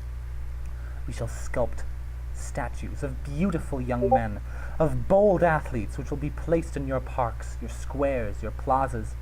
The museums of the world will be filled only with paintings of graceful, naked lads. Our writers and artists will make love between men fashionable and... CK, we warned you. You needed a lot of gummies and alcohol tonight. He's talking about movies. My mother brought this up, and I'm not calling her out or anything, but she said, what is going on? Why is every commercial, every show, everything you see on TV now is gay people? I'm like, what? Because it's being normalized. Yeah. Yep. Generally speaking, I love the Hallmark movies because I'm a girl, but they have been kowtowing. They've been kowtowing to the agenda so they don't lose their funding and advertising, and every single movie that has a whiff of it, I refuse to watch. I won't give them my view time. And they're bringing it into the Christmas movies too, and I'm like, no, it's Christmas. It's whether you like it or not, it's a religious holiday. The buck stops at KFC, damn it. Yeah. de rigueur, and we will succeed because... I have no comment. Karen sent me flaccid. We are adept at setting styles. We will eliminate heterosexual liaisons through usage of the devices of wit and ridicule, devices which we are skilled in employing. We will unmask the powerful homosexuals who masquerade as heterosexuals. You will be shocked and frightened when you find that your presidents and their sons, your industrialists, your senators, your mayors, your generals, your athletes, your film stars, your television personalities, your civic leaders, your priests, are not the safe, familiar, bourgeois, heterosexual figures you assumed them to be.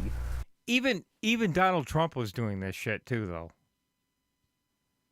With a few, appointing the first gay ambassador, and who cares? Yeah, exactly. Why do I have to know that? Affect your ability to do your job? Yeah, exactly. I mean, well, there was actually I won't say anything because we're gonna hear about it later. Peter Thiel. They made a big deal. Oh, this is historic. He's the first gay. Number one, stop doing that shit. The first gay, historic, blah, blah, blah. Shut up. Right? I mean, nobody cares what they're doing behind closed doors. Don't want to know. All you don't need care. to do. Yeah, all you need to do is hire the person that's best for the job. Simple, done. Yep. Remember when they had all those? They had like an all-female architect team, and they built that bridge that fucked up. Yeah. It's because they got people for certain reasons, not for people that knew how to do the job. Yep. Yeah, we're constantly doing that now. That's all you hear on the radio. Yeah. Oh, Biden nominated the first lesbian black. So what? Is this person qualified, or do we have another retard in a position they can't handle? I don't care. Are they qualified? Yes. Okay. Let her do her job. If she qualified, no, get her ass out of there and get someone in who is qualified. Pete Just like what you and Victor covered the other day with the judges. Yes. The judges that didn't even know the law. Right. Most of them didn't. They didn't have a clue. But they were the first this. They were the first that. And that's all they talked about. That's my qualification. I'm the first Asian single mother. You know, that's not a qualification for a job. Yeah. Nope. Oh, it is now. Well, didn't you hear Tucker Carlson when they were going on about the the appointee for the interior, for the Secretary of Interior? Mm-hmm. All that you need to qualify is be tall, redheaded, and left-handed. Hey, I guess I could be Secretary of Interior. Yeah. Well, Pete Buttigieg, perfect example. The guy doesn't have a clue what he's doing. He's had his only political position has been mayor of that town, and they didn't even have a public transportation system. He is not qualified. No. Excuse me, the man rode a bike for like 2 minutes every day, okay? Yeah. Oh, Rachel Levine or whatever, the admiral there. Got admiral just because they're trans. No other was in the position for 6 months, becomes admiral. Are you kidding me? I'm sorry, but anyone who's trans has a mental issue. They shouldn't be in power of anything. They shouldn't even be able to be a dog walker. And they definitely shouldn't have anything to do with health, especially mental health, because you're obviously not taking care of yours. I probably should watch my mouth because we're on YouTube, aren't we? Oh shit. Yeah, I forgot. Oh well. YouTube, that was all jokes. This is called this is what's it? Satire. It's satire, folks. We're speaking in Minecraft. Yeah, I'm black. I can't curb my comments. Are everywhere. We have infiltrated your ranks. Be careful when you speak of homosexuals, because we are always among you. We may be sitting across the desk from you. We may be sleeping in the same bed with you. There will be no compromises. We are not middle-class weaklings. Highly intelligent, we are the natural aristocrats of the human race, and steely-minded aristocrats never settle for less. Those who oppose us will be exiled. We shall raise vast private armies, as Mishima did, to defeat you. We shall exiled. They're doing that now by canceling people, getting their bank accounts taken away for not saying the right thing.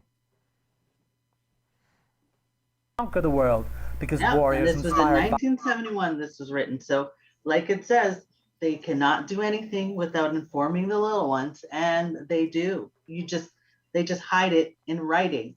Yep. And banded together by homosexual love and honor are invincible as were the ancient Greek soldiers. The family unit's spawning ground of lies, betrayals, mediocrity, hypocrisy, and violence will be abolished. The family unit, which only dampens imagination and curbs free will, must be eliminated. Perfect boys will be conceived and grown in the genetic laboratory. Do you remember what happened to They will be bonded together in a... Yeah.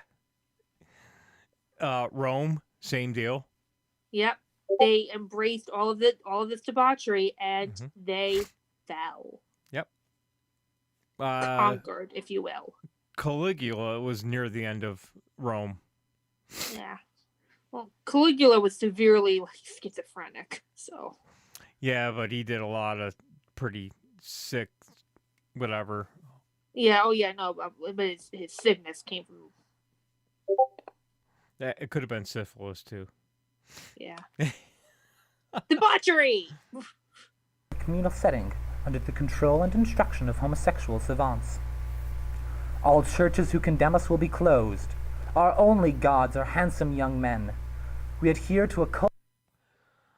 If you have only gay people, eventually you're gonna die out, and there'll be nobody left anyway. So, well, I mean, they could always just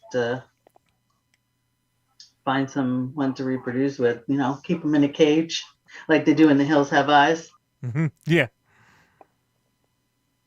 Cults of beauty, moral, and aesthetic. All that is. Don't give JRC3 any ideas there. And also, he already had those ideas. There's those weird liberal women who just love being like hanging around with gay men. They have to have their gay. So, I mean, there's always those bitches out there that'll help them out. And there's Marys of the world. Yeah, that's true. Ugly and vulgar and banal will be annihilated. Since we are alienated from middle-class heterosexual conventions, we are free to live our lives according to the dictates of the pure imagination. Imagine what that race would look like after about 100 years of just Marys and gay people having sex with Marys to keep the. Oh, imagine those inbred, nasty-looking things. They look like The Hills Have Eyes. Well, for Mary, all they do is have their boyfriend fart in her pussy. Nation. For us, too much is not enough. The exquisite society to emerge will be governed by an elite comprised of gay poets. One of the major requirements for a position of power in the new society of homoeroticism will be indulgence in the Greek passion. Any man contaminated with heterosexual lust will be automatically barred from a position of influence. All males who insist on remaining stupidly heterosexual will be tried in homosexual courts of justice and will become invisible men. We shall rewrite history filled and debased with your heterosexual lies and distortions. We shall portray the homosexuality of the great leaders and thinkers who have shaped the world. We will demonstrate that homosexuality and intelligence and imagination are inextricably linked, and that homosexuality is a requirement for true nobility, true beauty in a man. We shall be victorious, because we are fueled with the ferocious bitterness of the oppressed who have been forced to play seemingly bit parts in your dumb heterosexual shows throughout the ages. We too are capable of firing guns and manning the barricades of the ultimate revolution. Tremble, hetero swine, when we appear before you without our masks. Do you like paying extra? No, I don't like paying extra. Dun, dun, dun. Well, there you go. I mean, pretty much everything he said is. I hate to What's say going it. on today? Yeah, it's happening. Mm-hmm. Great show. Thank you, guys. Maureen, we're going to end now. I'm freezing to death. Holy cow, it's like -2 now. Get inside, it's cold. Yeah. Oh my, I'm not cold anywhere but my feet are freezing. Oh. Maureen, take us out. Good night. Thank you for coming. Yeah, thank you. Kitty B. I got nothing to show tonight. Kitty B, you got the rundown and famous last words. Night, night. Keep your buttholes tight. And we got Nightwave coming up at 10 o'clock. And then tomorrow we've got Daywave, JJ Stoner. What's after JJ Stoner? ROTC. Make sure it's the Patreon show. And make sure to go and follow on ROTC Media, because it's going to be 2 weeks to stop the spread of the WHO idiocy. So you can watch there for now. And then after ROTC, we got possibly, I don't think there's going to be a Nightwave, but you should probably check on his YouTube, on his Twitter for that, because I'm not sure. He said he might be taking Wednesday off. So be sure to check his Twitter. All right, guys. Thank you. Excellent. And thank Bob if he happens to check out the replay or is still watching. Yeah. Yes. Awesome. Well, Awesome show. hopefully, maybe in the future, hopefully he might come back and talk to us about the Cosa Nostra and Russian mafia. Oh, that'd be interesting. Yeah, because he did he was undercover in both of those. So. Awesome.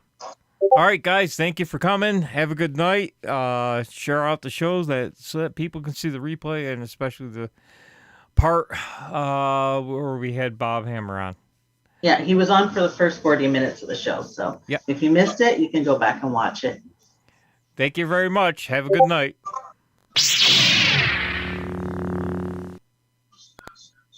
I know. I love the Russian.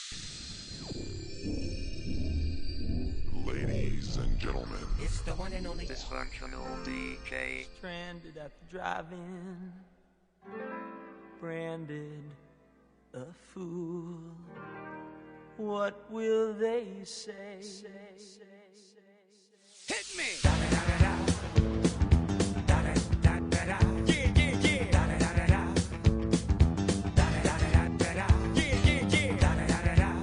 It's the one and only Eagle Double G. You know I'm mobbing with the D.O.E. Yeah. You know the West Coast is back for all you suckers. So put something in the air. Put it in the air. Yeah. What's up, Snoop? Top dog, bite them all. Yeah, I'm burning it up. DPGC, you should be turning it up. CBT, LBC, yeah, we hooking back up. And when they bang this in the club, baby, you got to get up. Cause homies, thug homies, yeah, they giving it up. Low life, yo life, boy, we living it up. Taking chances while we dancing in the party for show. Slip my girl a 44 when she crept in the back door. Chickens looking at me strange, but you know I don't care. I step up in this mother, just a swing in my hair. Trick, quit talking, crip walk if you down with the set. Take a bullet with some grip and take the smoke on the jet. Out of town, put it down for the father of rap. And if you happen to get cracked, trick, shut your trap. Come back, get back, that's the part of success. If you believe in the S, you'll be relieving your stress.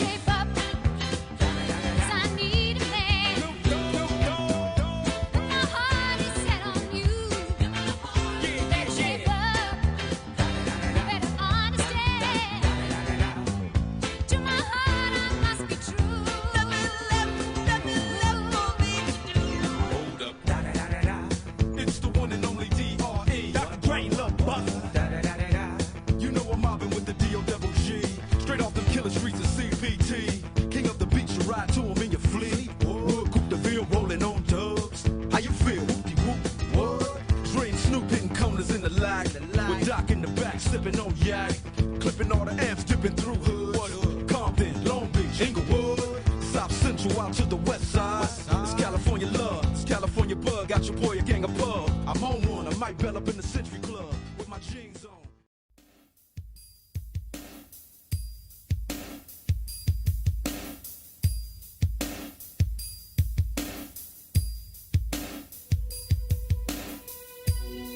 You know what happened in the evening when you started to fade away. Now my heart says you're leaving. I hope to see you again someday. Why did it have to happen? Why did it end this way? You know I miss you.